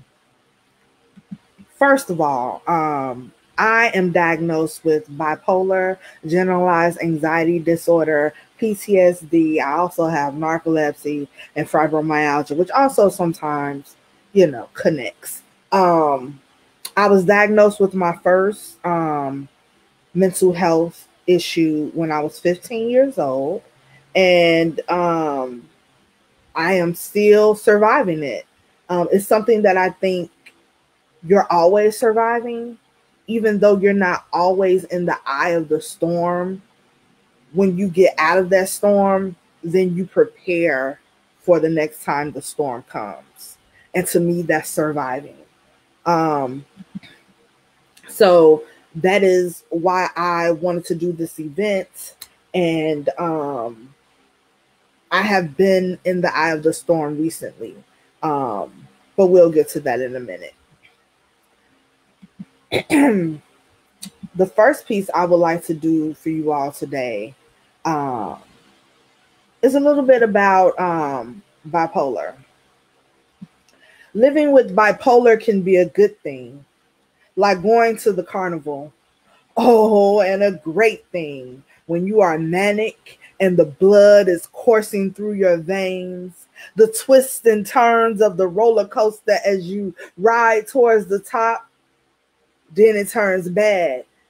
Right at the moment you realize you're about to fall, the drop, plummeting of your stomach, your mood, your life. You are crashing down at lightning speed into this pit of despair. Then it happens all over again. You relish in the highs and try to survive the lows. Dizzy with thoughts, ideas, and fears racing through your head. Faster and faster, round and round it goes until you are begging, wishing, and praying for this ride to slowly come to an end. So that, ladies and gentlemen, is topsy-turvy. This next one is a place that I am a lot. I'm not going to say what it's about anymore. I feel like I just want you all to get it. I'll say it after.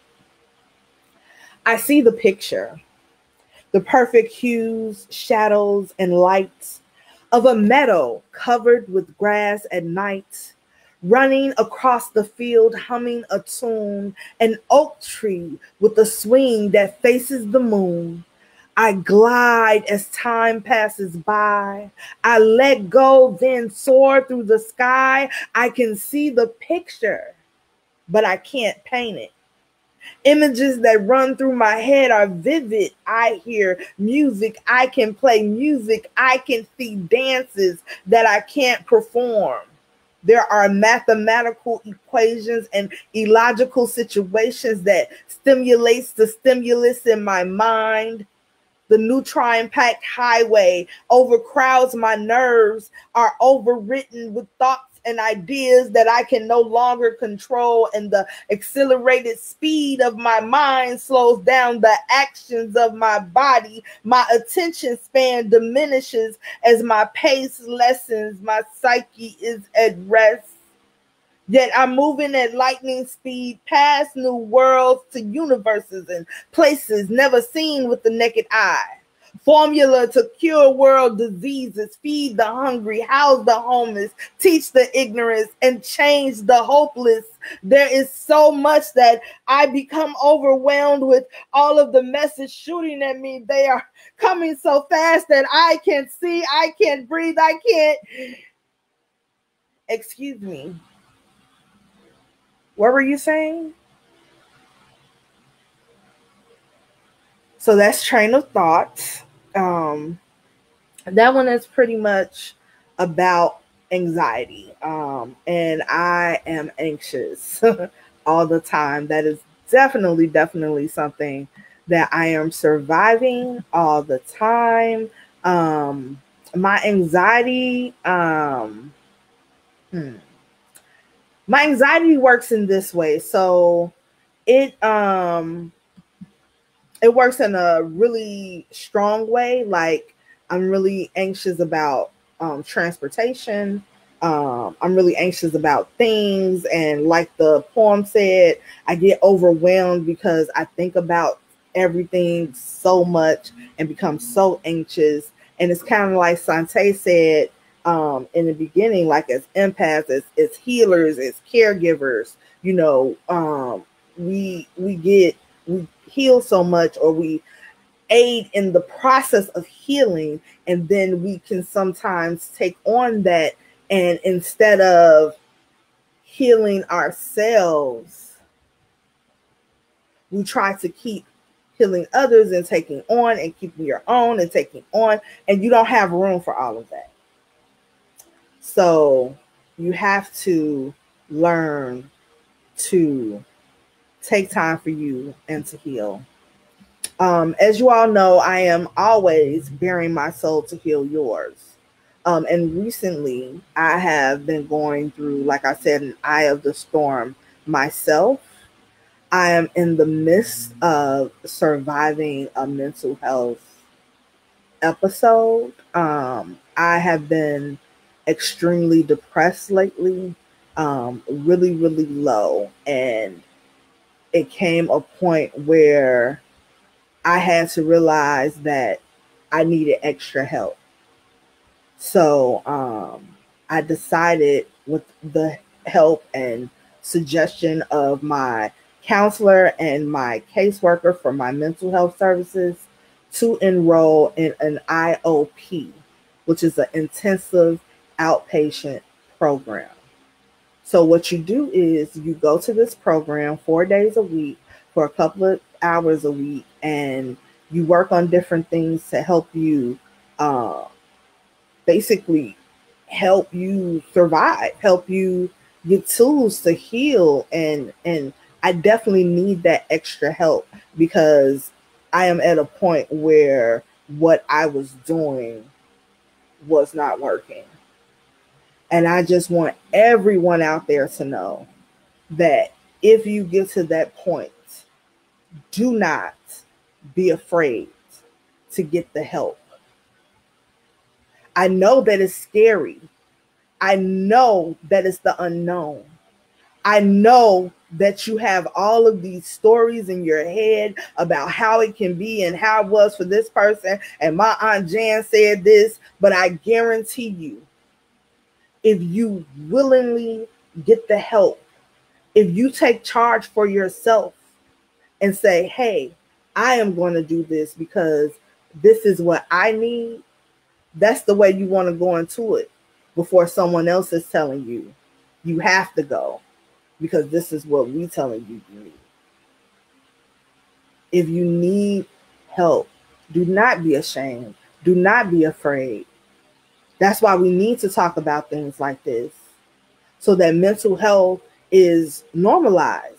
Mental wellness is normalized. Like I said earlier, everybody suffers with mental health at some point. Everyone is anxious about something. You ever been anxious and your blood pressure goes up? Then you're anxious. That doesn't mean you have generalized anxiety disorder, but it does mean that you're dealing with a mental health issue. When you get depressed, that doesn't mean that you're suffering from severe depression. It doesn't mean that you have bipolar. It just means that you're depressed. Everyone gets depressed. And the other thing I want to say is go to counseling. Get therapy if you need it. That's another thing about if you need help, get the help you need. I know, again, it's scary. I know, again, that it's hard, but do it for yourself. And like we was talking about earlier, and Lip said, do it unapologetically. This is something that you need to do for you. Now I'm going to read 2 more pieces that are new, that were just written, that they're still in the notebook. That's how new they are. So the first one that I'm going to read is actually was just finished today. That's how new this is. Hot off the press. So I hope all of you out there are listening. I hope you are intaking. If you're catching this on a replay, please ingest the information we're sharing here with you today. And not to toot my own horn, but I'm finna drop this fire. So if you stepped away, you might want to step back. Here we go.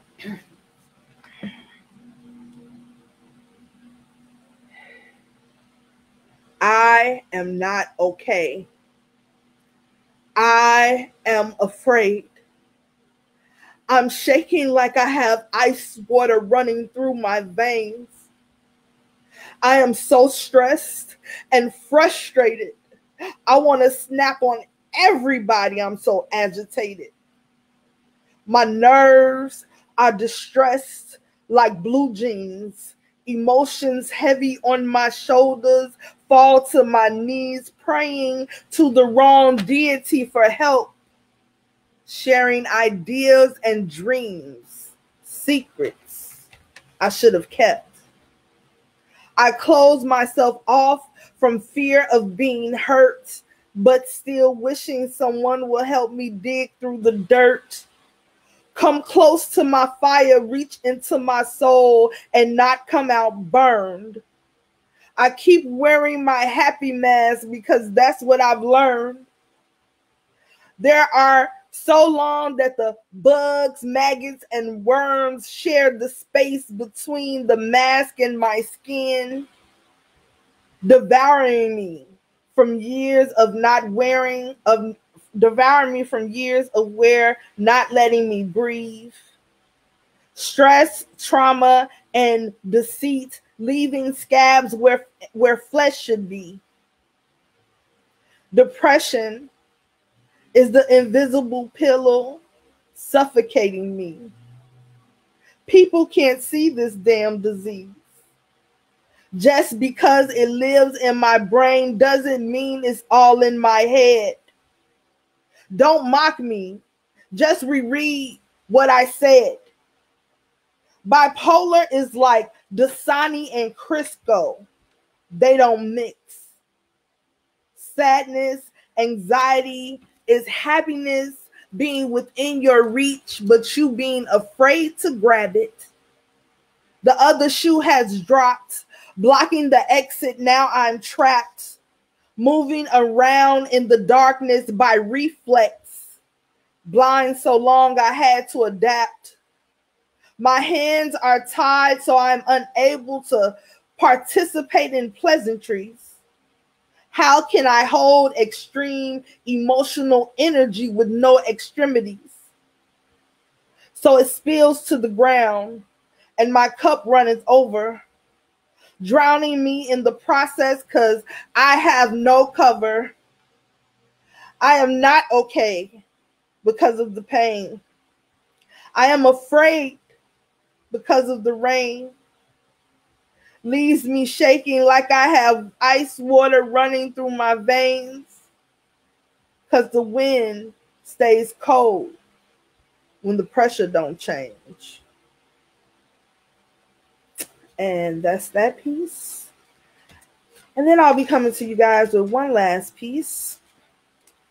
And this is actually the piece that have been the inspiration for this event. And it's called Storms of Sorrow.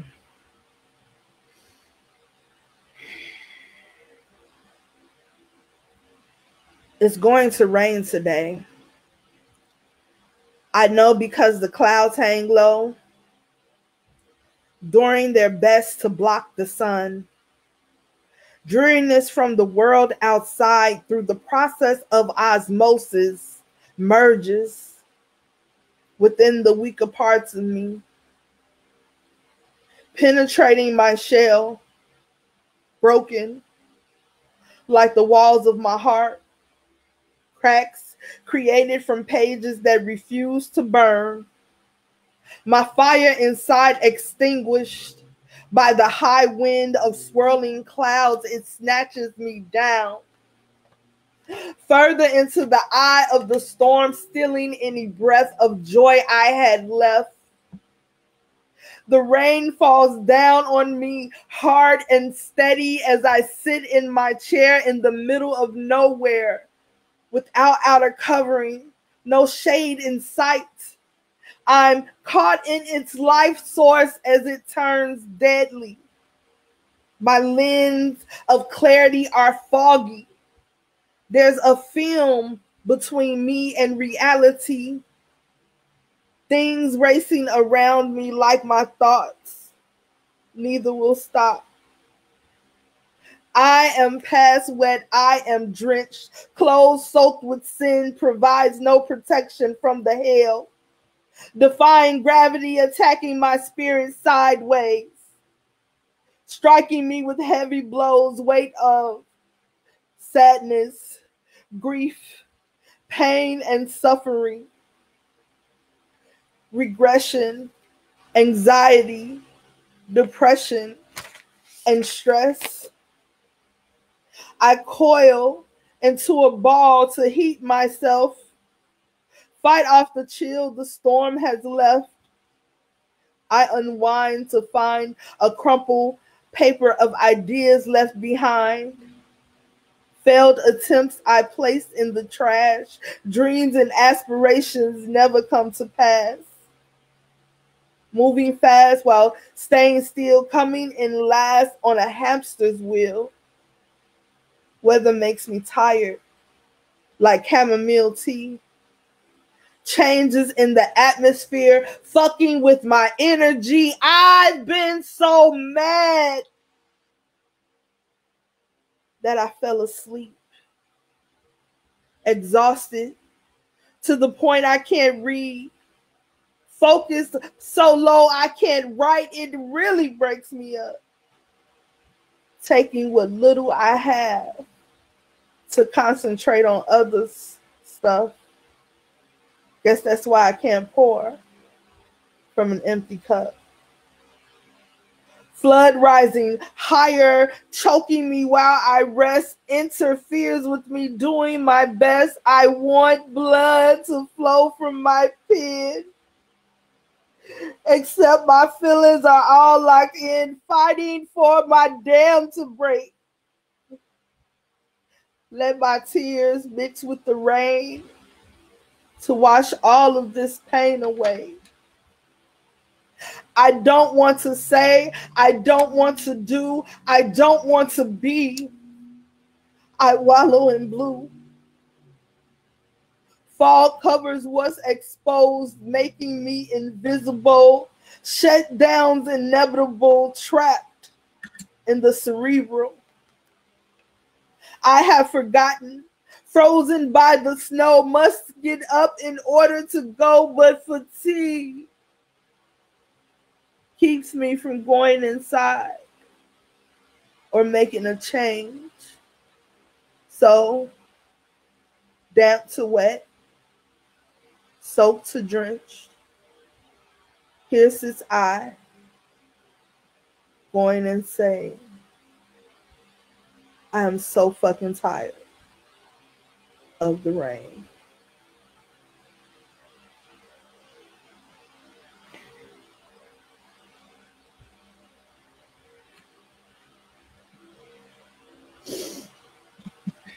Thank you guys so much. I really appreciate you all being here and giving me space. I really appreciate this because you all didn't have to watch this. These people didn't have to perform. They didn't have to speak for us. However, they did because they believe in what we're doing, and we believe in helping spread awareness of mental health, especially in the Black community. And it's so close to my heart because I live with it. I am surviving it, and I know how real it is. Something so tangible that can't be touched is phantom to some people. But when we perform, when we give words to it, when we talk about it, it becomes visible. People understand. And kind of like Lip was saying earlier, people find out they're not alone. I want people who watch this to be like, oh my goodness, there is somebody else. There are things I can do. This is not the end for me.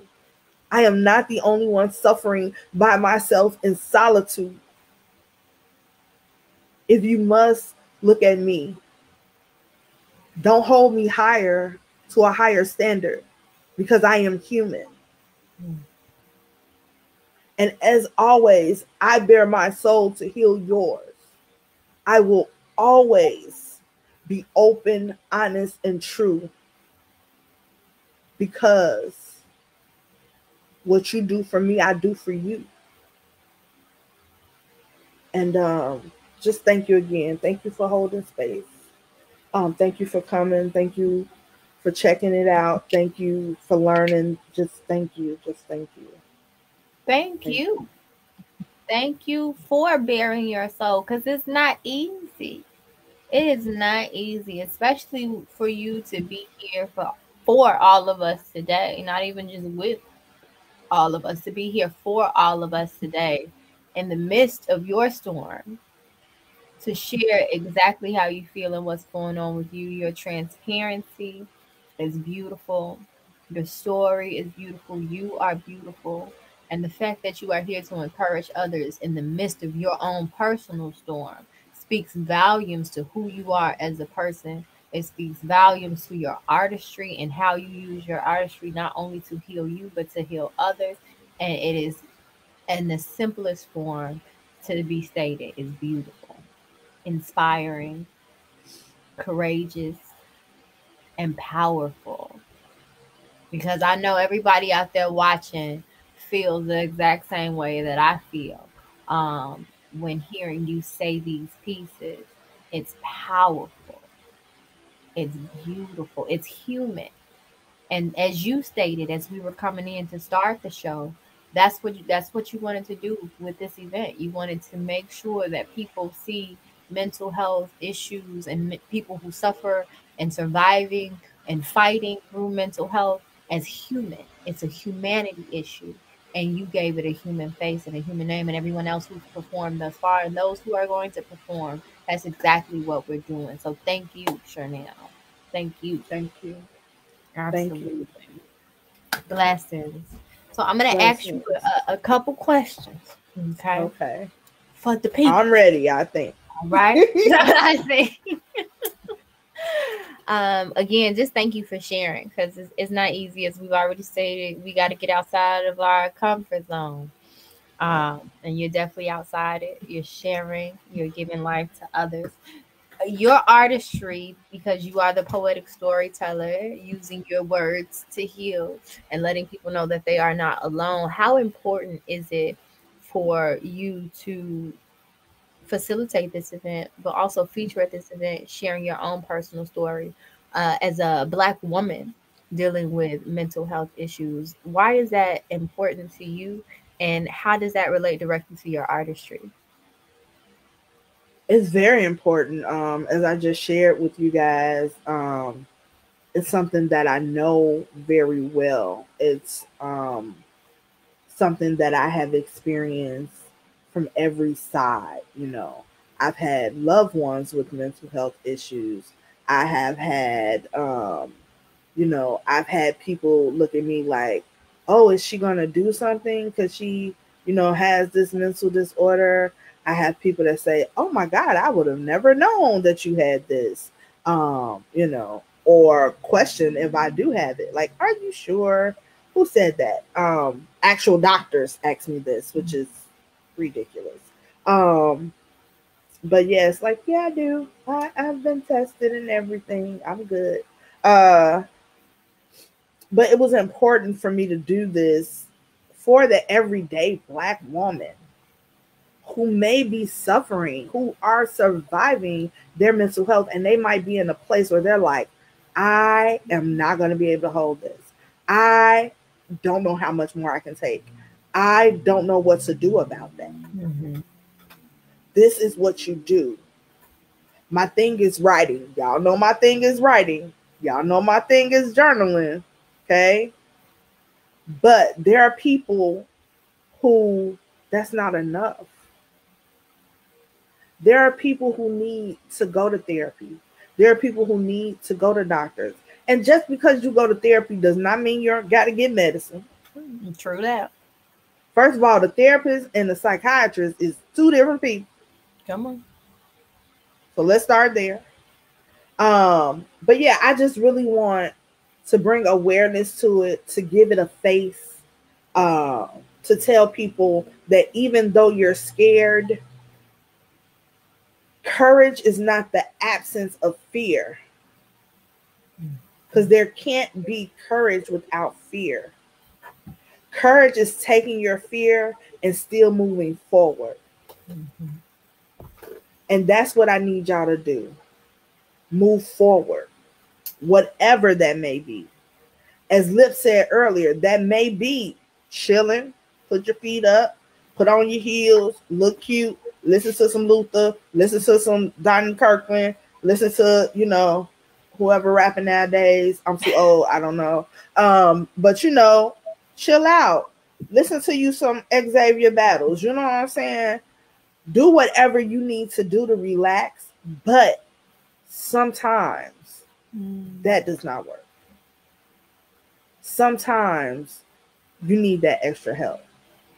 And we as a community needs to stop putting negative stigmas on people who need that extra help.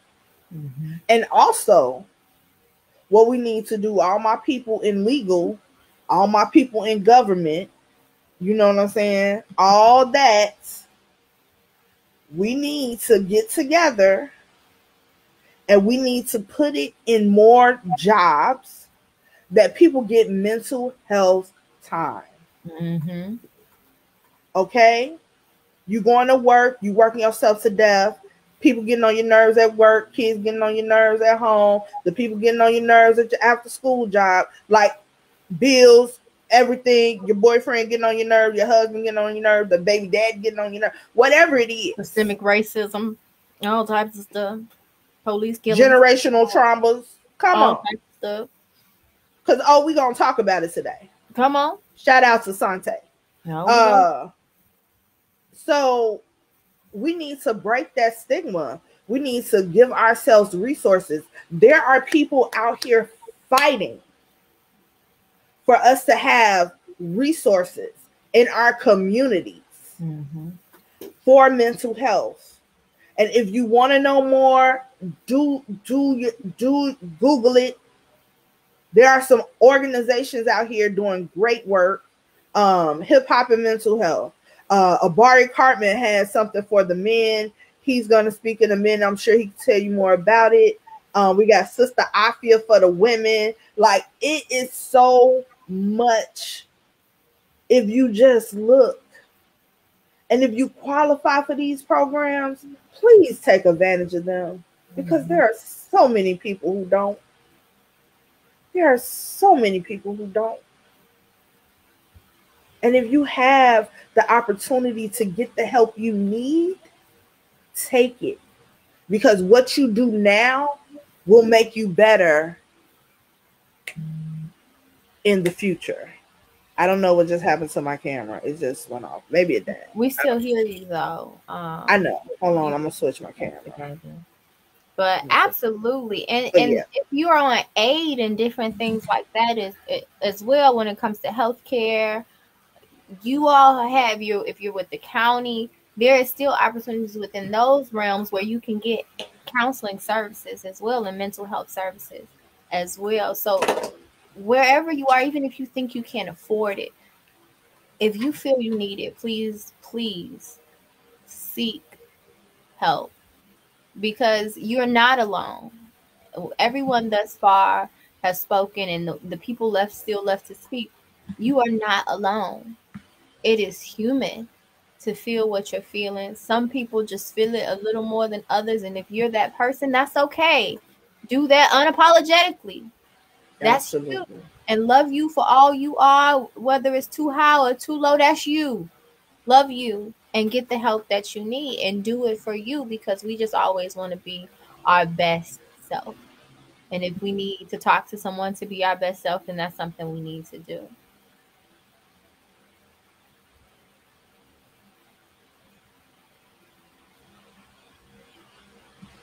And moving forward. I think this is I'm sorry. I think this is a comment from Twitch. It says, but what about moving forward and feel nothing but pain? That is an excellent question. You have to move forward to heal the pain. It's gonna hurt like hot coals. But once you get to the water, once you get to the place where you can get healing, once you get to the place where you can release, once you get to the place where you can repair yourself, you're going to say, oh, that was definitely worth it. Me conquering that pain, me conquering that fear to take this step, it was so worth it in the end. So worth it in the end. I'm scared. I'm in pain. I don't have to tell y'all how long it took for me to go to this program. It had been suggested to me for a long time. But I was like many people. I was like, I ain't going. It's at the hospital. I'm not doing it. But I had to say, it's at this point, I need the help. I just need it. And it's like, do you keep living in pain every day? I used to have a blog called A Black Woman Living in Pain. For those who've been following me that long, that's back in the day. And I changed the blog name because I said, I don't want to be a Black woman living in pain. Come on. I don't want to write from a place of pain anymore. And that doesn't mean that I don't feel pain. That doesn't mean that there aren't times that I'm in pain. But what it does mean is I'm not writing from a place of pain. Everything that happens to me is not painful. So yes, we're talking about the word right there too. Not to cut you off, but I definitely feel that that's the word. I was watching a show called All American just last night, and they were talking about the racism in the world and the police violence and killings and all of that. And the young lady was just so upset. She was just so mad. She had an encounter with a racist white girl, and she was really upset. And she was saying, "How can this be the America we live in? We need to do more. We need to, do that." And in the moment, the young man stopped her and he said, "This has always been America. This has always been who they are, but it's not who we are. And we are great because we rise in spite of that part, and that what they think of us doesn't determine who we are, right?" And in that moment, he said, "So let our, acts of fighting against this be Black joy." Because they were planning a graduation party for his mother, who had just graduated and got her degree. But in that moment, he said, let our fight be Black joy." And so I feel like that coordinates with what you said, because sometimes we have to look at, in the midst of all the chaos, in the midst of all the bad, in the midst of all the pain, we have to look at the joys that we do have, the joys and the things that we can celebrate in the moment. And a lot of times, I know when you're going through, it's hard and you don't want to see it, you don't see it, you can't see it, it's hard to see it. I get all of that, but they're there. Gratitude helps soothe the pain. Even if it's the smallest thing, like Lip said earlier, just those small things that you can control, right? This is just, look at my eyes blinking, look at God, right? If it's, I woke up today, look at God. I got a house, a roof over my head, look at God. I got food to eat, look at God. Whatever those things that you have may be, if we can find the gratitude in those things and keep pushing through, not getting over or under, but through those painful moments, like Cherlnell said, we can make it to the other side, to that soothing water to help soothe the pain and wash it away. So, yeah, that's that. But I do have another question for you, Cherlnell. Yes, ma'am. You mentioned seeking help, and thank you for getting the help you need. I know it may have been hard or difficult, but you did that, and thank you. Despite what people may think or say or whatever, you did it for you, and that's what we've been talking about all day today. You did it for you. For people who may be in the midst of their storm right now, I want to ask you, how do you find peace? How do you soothe your pain outside of the program that you're in, and seeking the additional help that you need? And then what words can you lend to people that may be in the eye of their storm presently? Well, one of them have been named. I write. I'm not gonna lie. When I wrote Storms of Sorrow, what I read is how I felt when I wrote it. I was at the bottom of the bottom. I had no idea what was gonna happen next. I'm telling you. So me writing that gave me relief enough to make it to my choice. You know what I'm saying? Mm-hmm. So I think that's amazing. But people who don't write, like Lip said, everybody's not a writer. Right. I believe journaling can go for everybody. And journaling doesn't have to mean writing. Like I tell my students all the time, I don't care if you squiggle. I don't care if you paint on it, draw on it. I don't care if you write in a circle. I don't care if you do calligraphy. I don't care. As long as you're getting your emotions out. It might just be you doing this on the paper. But it helps. Mm-hmm. My other thing, music. Music. What am I doing all the time, Nat? Listening to music. Music. They talk about me all the time because they say I spend so much money on electronics. But that's because if I don't have my music, it's a whole different beast. And music helps with so much. The other thing, I know I don't look it, but movement. And I ain't talking about exercising, even though exercising is good. And any movement is exercise, so it can be an exercise. But I mean dance. Dance like nobody's watching. Sing like you can sing. I don't care how you sound. Everybody can sing. The question is, can you sing well? Sing. I be in this house blowing. And that's not happy songs. That's happy songs, sad song, angry song. He broke my heart songs. I cheated on him song. I don't care. Do it, because that'll help you get some stuff out. Put you on some angry music and sing it. You're going to be like, ah, I'm telling you. Kelly Price. What's the song? Dang it. What she scream? Tired. Kelly Price, Tired. Men, women, whomever. Get that song. If you're going through your mental health storm, if you're in the eye of the storm, go look up Kelly Price, Tired. I guarantee you, play it 3 times.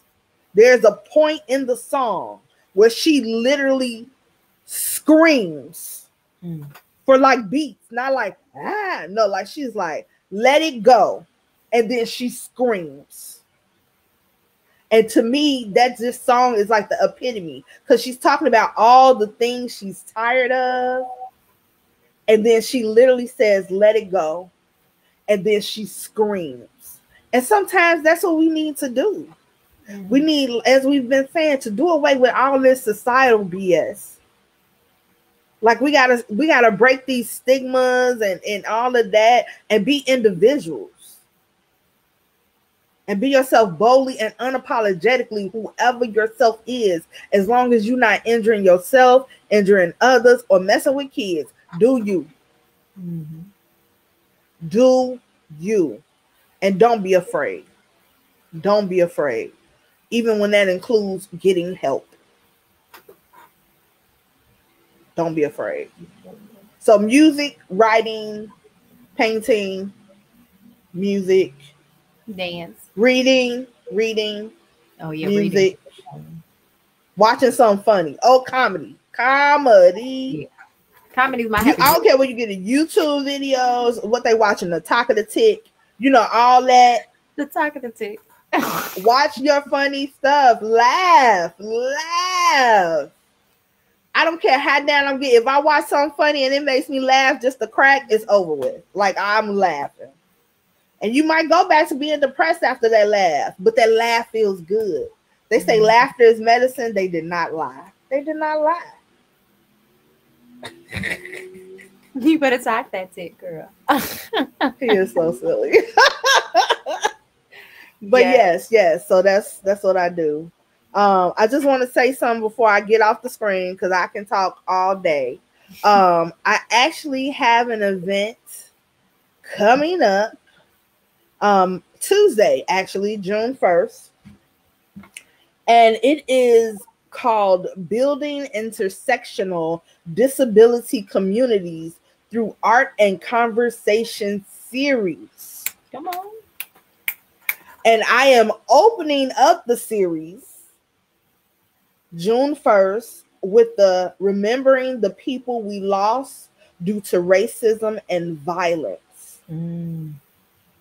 Yes. It's going to be a panel with me and Jay. I can't remember his last name, but he's been at my open mic. He's been at several events. I know Nat knows him. He had the super long hair. Yes, he cut it now. But anyway, me and him are the 2 panelists. So it's going to be great. And where can they find this event? I just put the link to the Facebook group event, the Facebook event page. So you all can get that. And I'm trying to see if I can get the other link. I probably can't. But yeah, so I put the link to the Facebook event so you all can find it there. I'm going to search while I'm off camera to see if I can find the other link so people that's not on Facebook can also get the link. Okay. So yeah, I'm really excited about that. And yeah, so guys, come check me out. I would really appreciate it. And before you go, yes, that word That word for the people in the eye of this storm. The word, like a single word? No, just like a statement. Like, oh, no matter how hard it gets, and I know it gets hard, you can do it. You can push through. I know it's like you feel like just the weight of the Sears Tower, yes, it's still the Sears Tower, is on you. But you can get from the rubble. Just hold on. Talk to your family. Oh my God. Talk to friends. mm-hmm. Please reach out to people. Don't hold it in by yourself. Don't do it. Ask me from experience. Don't do it. Okay, I'm done. Wait, we have a question. Seeing resources for the community service. Is there somewhere we can send our family for more information? Abari is coming up soon, Abari Carmen, and he can tell you all about his programs. And I'll put the link for Sister Afia in the chat so people can get it. And then I'll put it on the screen. Also some sites where if you're seeking a therapist, there are Black mental health websites for women. There's some from men. There's healing retreats. Because one thing that we also need to know is that our mental health, our spiritual health, and our physical health are all in alignment. So another thing is when we're talking about our mental health and the stress and pressures of the world and the things that we're going through, we also have to look at, and people feel a different way about spiritual practices, but again, not attached to any religion, but we have to understand that we are spirit. Within this vessel of a body, we are a spirit. Then you have the body, which is the shell, right? Then you have the mind, which controls it, and where they both kind of link. So mental health is really important where you're looking at your physical health. That's one thing Chanel said was movement and exercise. Shanae mentioned dance and yoga and meditation. These are all things that aligns the mental, the spiritual, and the physical health. Your chakras in different points of your body. There's your chakras, which align with your spiritual health. So I would also recommend that people look into different things in alignment with your spiritual health as well. All right, I'm going to leave so you can introduce the next person. Thank you, Cherlnell. We really appreciate you. Thank you so much. All right, guys. It's been amazing. We are definitely feeling feels today, you guys. We're talking about the root of these issues, and hopefully along the way you all are picking up some gems, some key points where you can put in your pocket and save them for a rainy day. And you have the resources and the information for all of the amazing speakers who have spoke thus far, and the ones to come, you'll get their information too. So if you have any questions, comments, or concerns after this, or if it's someone you just really enjoyed or would like to hear more from, please contact them personally on their pages and follow them through the things that they're going through as well. All right, so coming up next to the stage, our virtual stage, we have another amazing performer, and this is Xavier Battles the Artist, y'all. He says, simply put, he like Prince, okay? He's Xavier Battles the Artist. That is his introduction. He is an amazing self-taught musical prodigy, if you ask me. This young man plays the guitar, he sings, he raps, and he is all around talented with a beautiful mind. So Xavier Battles, come on up on screen. Hey, how are you? I'm doing all right. You doing all right? All right. Yeah. So the floor is yours to perform. All right. I just wanted to give a little information about my piece before I say it. I wrote this when I was at like a real low point in my life. I was just, real down, and I wouldn't eat. I couldn't even get out of bed. I was just real low, and I just decided like, hey, I remember one of my, coping skills, which is making music, stuff like that. So that's simply what I did. I made a song, and this is what I came up with. My heart is often possessive. I see the pain in my efforts with many preventive measures to keep this soul in this vessel. No, my tears are not special, but I still fight to protect them. Go to sleep with no blessings. I wake up holding confessions, feeling steady, compressing. Thoughts is really rejective. Try my best to teach lessons, but I just fail to correct them. Feel my soul has been severed. They gave my heart to my tether. Now I stay locked in depression. Gave me pills of protection. They just serve as a weapon against my greatest reflection. Now I'm fighting myself without a rooted connection. Wanna find me some hope that I can trust and believe in it. I can fight for a reason, cause in my dreams I see demons. Trouble stopping the bleeding, can see death when I'm sleeping. No, I'm far from completion, but I just feel I can reach it. Feel my soul has been sinking. I know this world has been weakened. I know their actions are treason. It's like I'm feeling defeated. Gave my love to somebody and watch it break down in pieces. Saw somebody who loved me, shed tears and hope that I see him. Never wanted to leave him. I pray to God they forgive me. Why do my soul feel so empty? Hope that someone will feel me. I'm feeling alone, yeah. Feeling alone, yeah. Feeling alone, yeah. Feeling alone, yeah. Feeling alone. Feeling alone, yeah, yeah, yeah.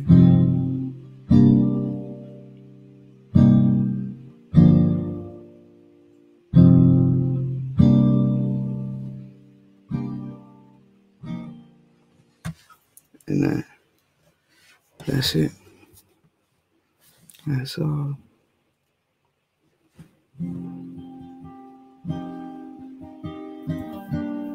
All right. Thank you so much, Xavier, for that piece. One, I want you to tell us a little bit about the words and what you've stated in that piece. It was beautiful. As far as it was kind of like a window to your soul. Yeah. So I'll start. The beginning part, I said, my heart is often possessive. I see the pain in my efforts with many preventive measures to keep this soul in this vessel. It basically, it's like, because, okay, first things first, when I write, I visualize it. So, like, the words that I say, I see it in my head, you know. And the visual representation of that is kind of like, no matter how sad I may get, no matter how many suicidal thoughts I may had or have, and it's like my heart keeps me to my body, because one big thing about me is that actually helps me a lot with calming down when I feel some type of way or when I'm feeling down. What makes me more happy is love, whether that be showing self-love to myself and being like, reminding myself like I love myself, along with loving somebody else. My heart keeps me here. I think that's one of the main reasons. And not only being able to give my heart and share that with myself, with me being myself, but also giving it to other people and allowing other people to, you know, experience what I have. Parts after that, it's like, I know my tears are not special, but I still fight to protect them. I go to sleep with no blessings. I wake up holding confessions. My feelings steady compressing. I say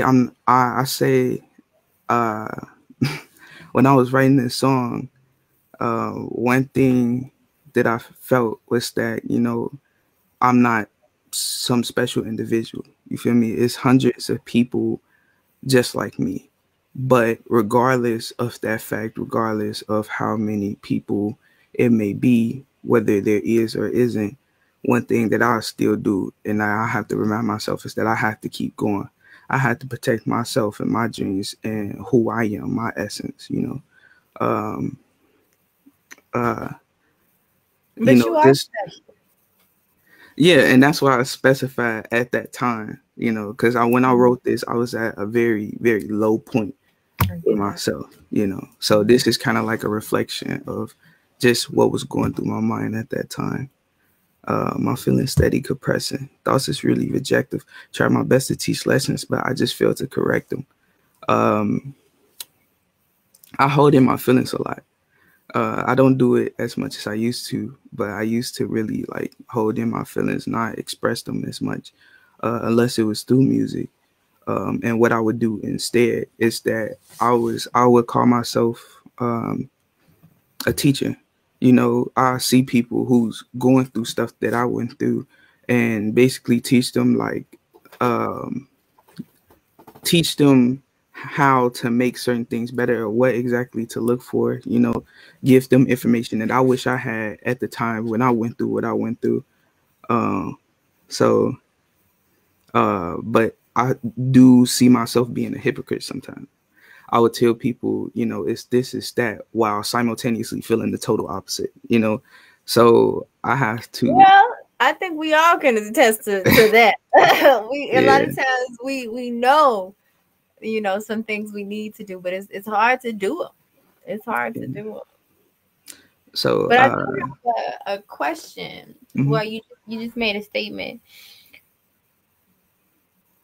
You created this song because you were in a really low place. But I think one thing that's really powerful about the song is that a lot of people can relate to the things that you're saying.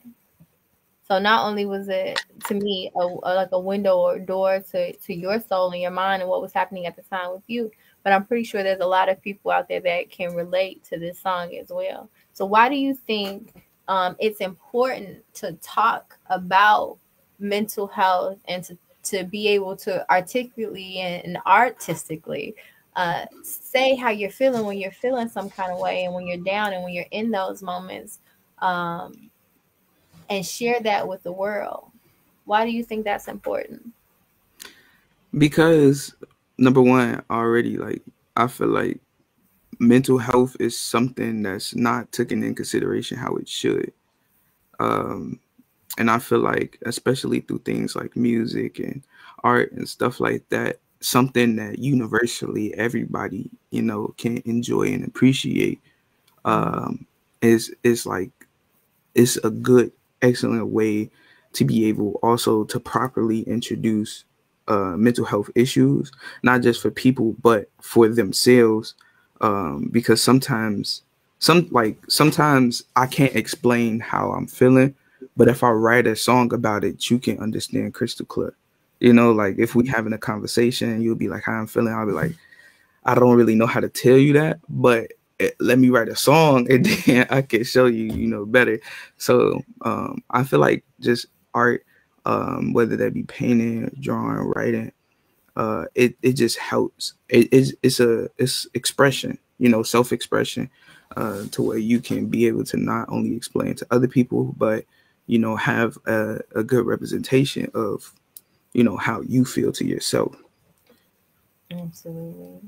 And so, can you give us a glimpse into your mental health journey and what are some things that you do when you're in your mental health struggles that help you come out?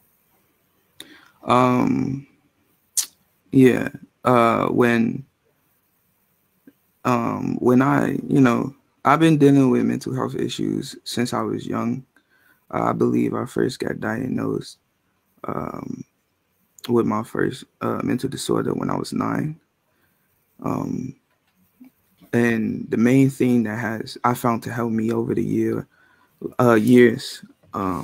when dealing with something, or having an episode or anything like that, or just help going beyond my mental disorders and not letting them, you know, dictate me completely, is just the main thing. Number one, like I said, self-love, loving yourself and allowing people to love you too. Because, you know, we can love ourselves, but I feel like we can't. The first thing that people always say, you can't love somebody else if you don't love yourself. And I think that is absolutely true.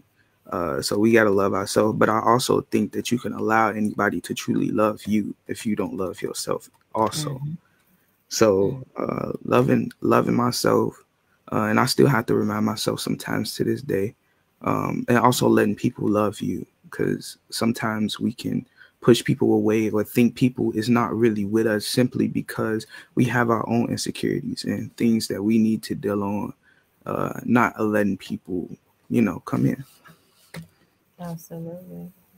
Okay. And so my last question is, Well, actually, before I ask this last question, you mentioned that you were first diagnosed when you were 9 years old, and I know earlier on we kind of spoke on about this with the very first performer, Shanae. She mentioned she talks to her son about mental health issues, and how a lot of people feel that young people, oh, they ain't really got no drama, they're not really going through anything, which to me is ridiculous. Because if we all look back to our childhood, we got some traumas and some things that we identify with and some mental health issues that popped up as young people as well. And Sante also spoke to how she counsels young people that have gone through different things. So what would you say to anyone who says that, who thinks that young people, have nothing to worry about or no stressors or can't possibly be really going through mental health issues? What would you say to those people?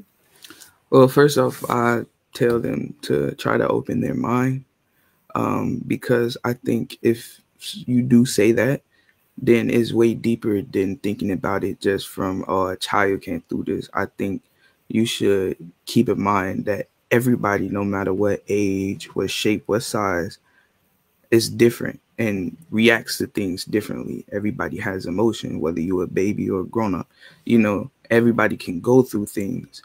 And just because if the same thing happened to you and you may not react in that way, that doesn't take away from a certain person reacting differently. So I feel like if you just keep that in mind, period, you'll be able to understand that children can also go through things. Little kids can also go through things, because whether it be, they went through something truly traumatic that even as an adult will be traumatic to you, or their favorite Lego set just broke, like no matter what it may be, trauma is trauma, and, emotions and emotions, and, people get triggered by different things. So always keep an open mind and understand that everybody is different. Everybody is built different, and everybody reacts to things differently, no matter what shape, size, or age they may be. Very well said. Thank you for that. And the last question is, what words of advice or wisdom would you give to someone in the eye of their storm? I would say, number one, of course, remind yourself that, find that self-love. And if you have found it, remind yourself that you love yourself. But also, think about what you have done. Because I know a big thing for me, I dog myself sometimes, and I'll be like, man, I'm not here. I don't have this, da da da da da da. And I truly forget that, I have done some pretty impressive stuff, some stuff that I would be proud of myself for. But I forget those things. So remind yourself of what you already have accomplished, no matter how small or big it may be. I just think the true key is self-love. Always self-reflect. And if you just truly feel as if you can't find nothing positive to say about yourself or to do about yourself, make it happen. Make something positive happen. It can always be a positive light to spread to yourself. Thank you so much. I really appreciate you. You straight to the point, coming with hot knowledge, hot fire, and a beautiful perspective. So I want to say thank you, Solomon, for joining us. Thank you for sharing your experience, your journey. And I hope, and I'm going to say I know someone took your words to heart, because it is all about self-love. You can't give or receive love if you don't have it for yourself. So thank you so much. Thank you. All right, and we're gonna keep it on going. Again, thank you, Solomon. Thank you for everyone who have performed thus far. And at this point, I am going to bring up another really dope person who you've seen several times at this point. We're bringing up Dion Victoria to come right on back up to show us her finished art piece. That was my drum roll. All right, you can hear me? I like to do the big reveal. Ready? And okay, you got your screen off? We hear you, son. Yes. Okay, y'all ready? In 3, 2, 1. Woo! So just to kind of explain it a little bit, We talked a lot about mistakes and like the things that make us who we are. I don't know if you can see like the different swipes. Katie took the brush from me at one point and decided it was her turn to paint. So, you know, as a professional artist, I could have taken that as, oh man, the painting is all ruined now. Or I can take it as, this is yet another mistake built, written in fate, made to make us great. So that's kind of how I took it. I love how she added to the painting. I actually stood her up and made sure she could add to other parts of the painting because mostly she was able to touch this area. So we have the pieces, we have our mistakes, we have all the things that make us great while we are in the midst of the storm or the eye of the storm, hence, you know, the title of this event. So that's why I painted an eye. Outside of painting eyes for this event, I'm always painting and drawing eyes because I do see them as the window to the soul. Whenever I'm looking on social media and people have their happy pictures up, I look in their eyes because their eyes say more than anything else. That being said, we are here in the eye of the storm. We are looking into the eyes of those who are looking into our eyes, and we are seeing who and what people really are. We're also seeing ourselves. The last connection to the eye I want to make is the third eye. When we take time to listen and check in with self, we are opening our third eye. We're making it more active.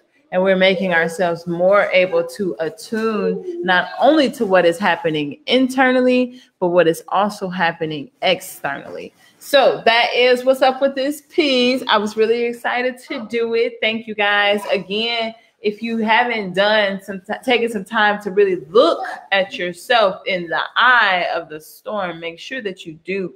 Make sure that you reflect on all of your greatness. We spend so much time criticizing ourselves. We got to give ourselves just that amount of love, if not more. Make sure you are showering yourself with positive words, the positive things that you see in yourself. We all have things to be grateful for within ourselves. So we have to make sure we're taking time to address those things, reflect on those things, and go ahead and make you some inspiration cards so that you can have fate, have quote unquote coincidences tell you how you can be inspired on this day. Again, if you're interested in the art box, you can find it on Amazon. You can also connect with me at www.dionvictoria.com. You can follow me on Instagram at @TheDionVictoria. That's also the handle for Facebook. That is all from me. Yeah.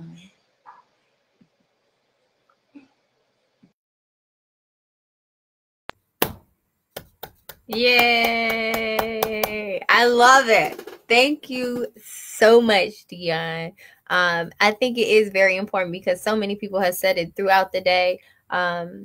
Xavier just said it, that we have to remind ourselves how great we are. I know, Dion, I know me and you talk about it all the time. We forget how dope we are. So I have, that's all on the painting.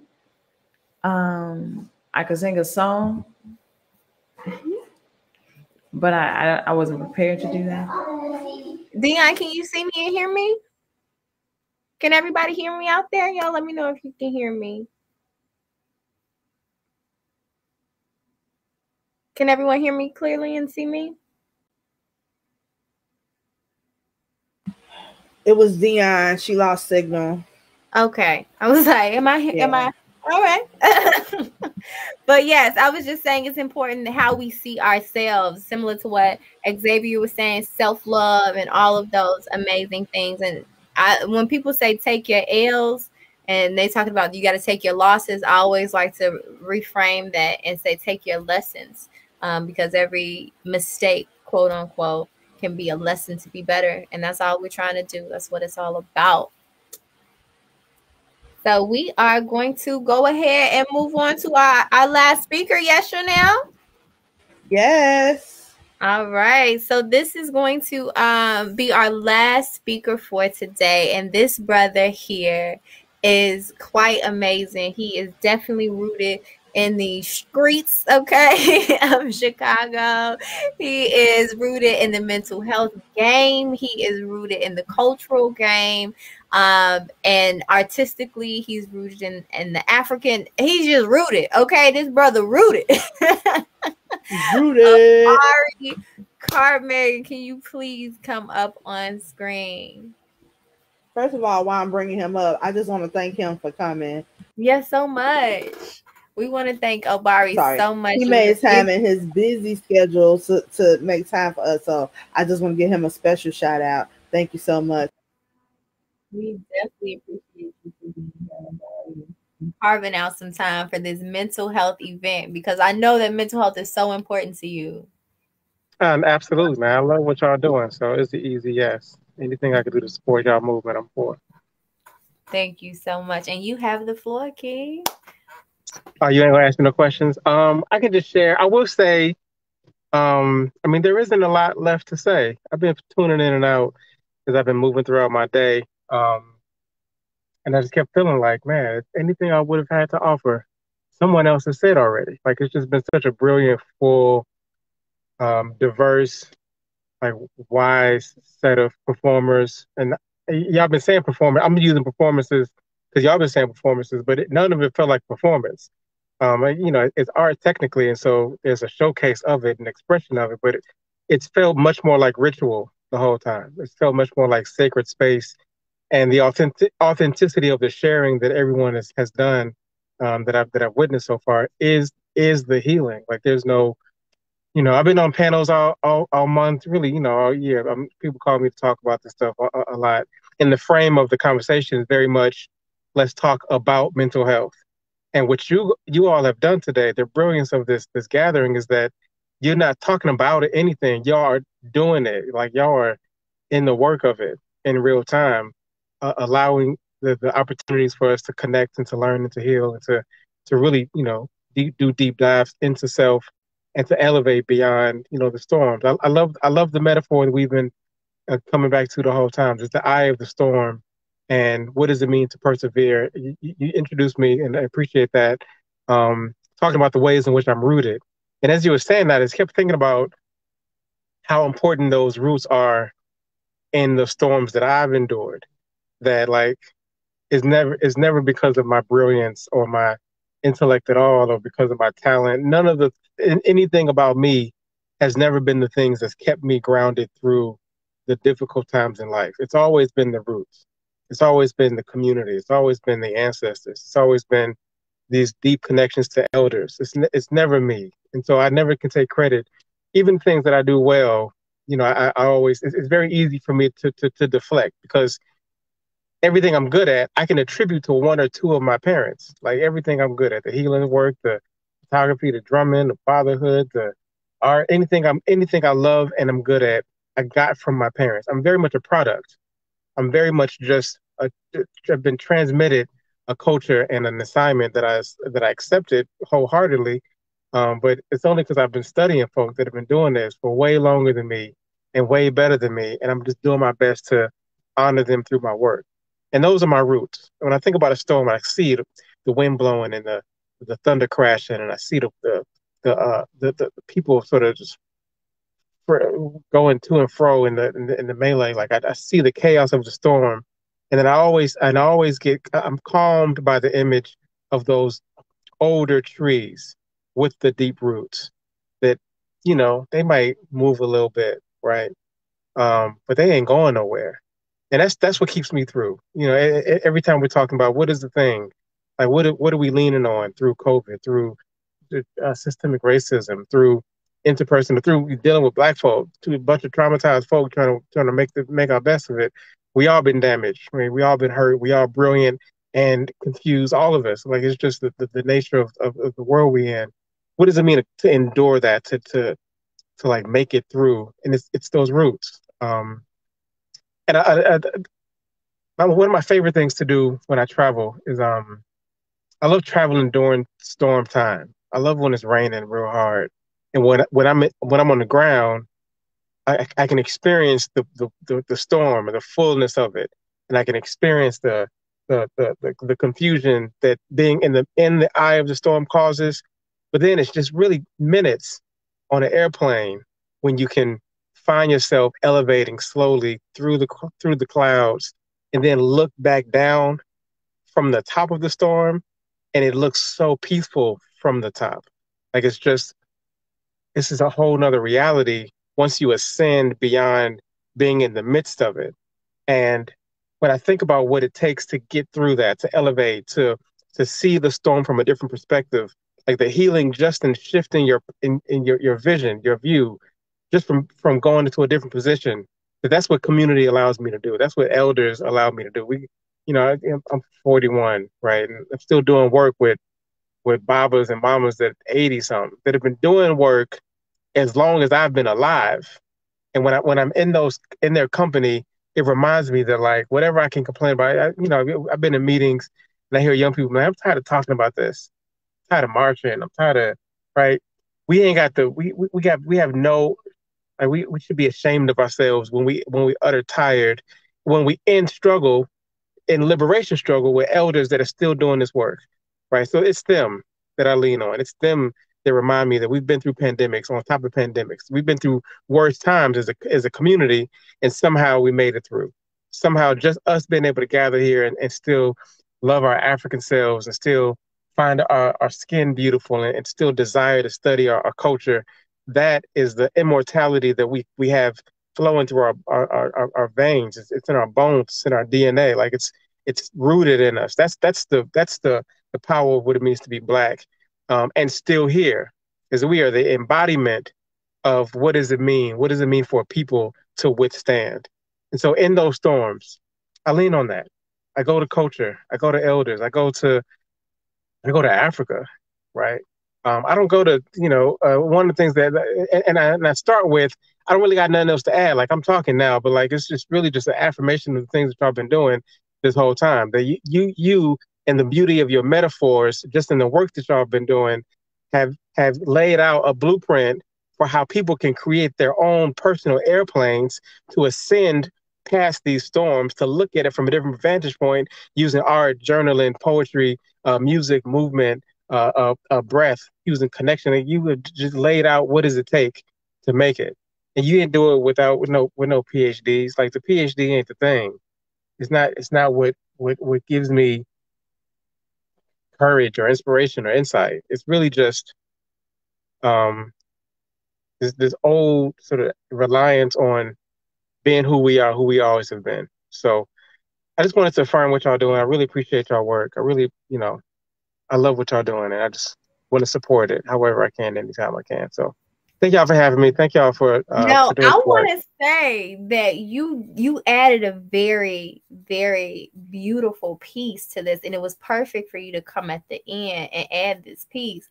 You added the cultural piece to it. We talked a lot about a lot of different healing modalities and how and why, but being rooted in your culture, especially when we're talking about African American people or people descendants from Africa, wherever they may be, African culture and like the rites of passage programs and the way that they move through and rear people up are all healing. Like you said, kind of like today has been like a ritual type of thing. And so I love that you brought that aspect, because I don't want anyone to miss that part of the healing too, because when we talked about loving yourself and knowing who you are, you have to really know who you are. You have to dive into that history and connect to those elders, those rooted old trees. It was beautiful, the metaphors you were using as you were speaking, those rooted old trees, because they have so much knowledge and so much wisdom, and they live through so much, and they're still here. And if they are still here, we can still be here and put our own 2021 spin on it and season it. And we can always, again, go back to being our best self with seeking the help and the different things that we need. So thank you so much. I was like, oh, no, you added. And then to be above the storm and being in the storm. Come on here. Come on. But before you leave, I really would love for you to kind of talk just a little bit about your work and what you do, where people can find you and aid in their healing. A couple of things. So I'm the current president of the Chicago Association of Black Psychologists. So you can find us at our website, chicagoblackpsychologists.com. We doing forums and events virtually and sometimes in person all throughout the year. So that's one place you can look. I'm also the program director for Real Men Charities. We own a space called the Quarry. It's a community center on the Southeast, South Shore, 75th and Phillips. We do wellness circles. If anybody wants to, or in the area, it's open for men and women. We start with a comedic yoga. So that's my tower yoga. Mike Wilson teaches. At about 11:45 we start, and then that's co-ed, and then we break into an all-male sort of healing circle every Sunday. We start with playing drums, and we sit and just talk and chop it up for about 1 to 3. So every Sunday we're available there for that. I have a curriculum called Manifest. It's a rites of passage curriculum, hip-hop based, mental health. I'm doing that in a bunch of different high schools and community centers and prisons and all over the place. I do some writing. I'm working on a second book about African spirituality. Photographer, a father. So I mean, my work is all over the place, but like the center of it is wellness and culture and identity, and focus a lot on Black men. I have a website, drobaricarpet.com, which y'all can find me there. Instagram, Facebook, I'm all over the place. So if you need me, please. I would love to connect. And that was actually one of the questions that someone asked about where can they send their family and their friends seeking resources for mental health. Mm-hmm. And so you guys can definitely go to Obari's website, definitely check out his organizations and the things that he is doing through mental health for co-ed as well as for men, because it's really important. And I know for us planning this event, it was really important to have a male come on to speak about mental health, because there's a stigma in general when it comes to African-American people and mental health. But for men, it's even larger. And we want you guys to know, I'm going to tell you, because you're going to be a representative right now. But I also want to tell you, because you out here doing the work, you're important. You guys are so important. You're needed. And the fact that you are out here pushing mental health and doing the work is extraordinary. And you don't know how vital it is, or you may, but I'm telling you, and my mind is huge. So I appreciate that. Thank you. All that you do, because you're necessary. You are so necessary and important. Thank you. We all are. I appreciate that, though. Real talk. All right. Well, thank you so much. Y'all go find Obari, tap into those resources, and make sure that you come in on some of those healing workshops that he's doing. The yoga, I think I might have to slide by and give me some yoga and all of that into.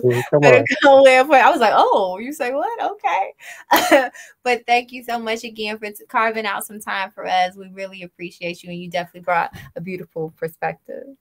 Thank you. Thank you very much. All right. Oh man, y'all, it's been wonderful, but we coming up on the end of this beautiful event. Are we? Ready? I don't want to go. I don't want to go.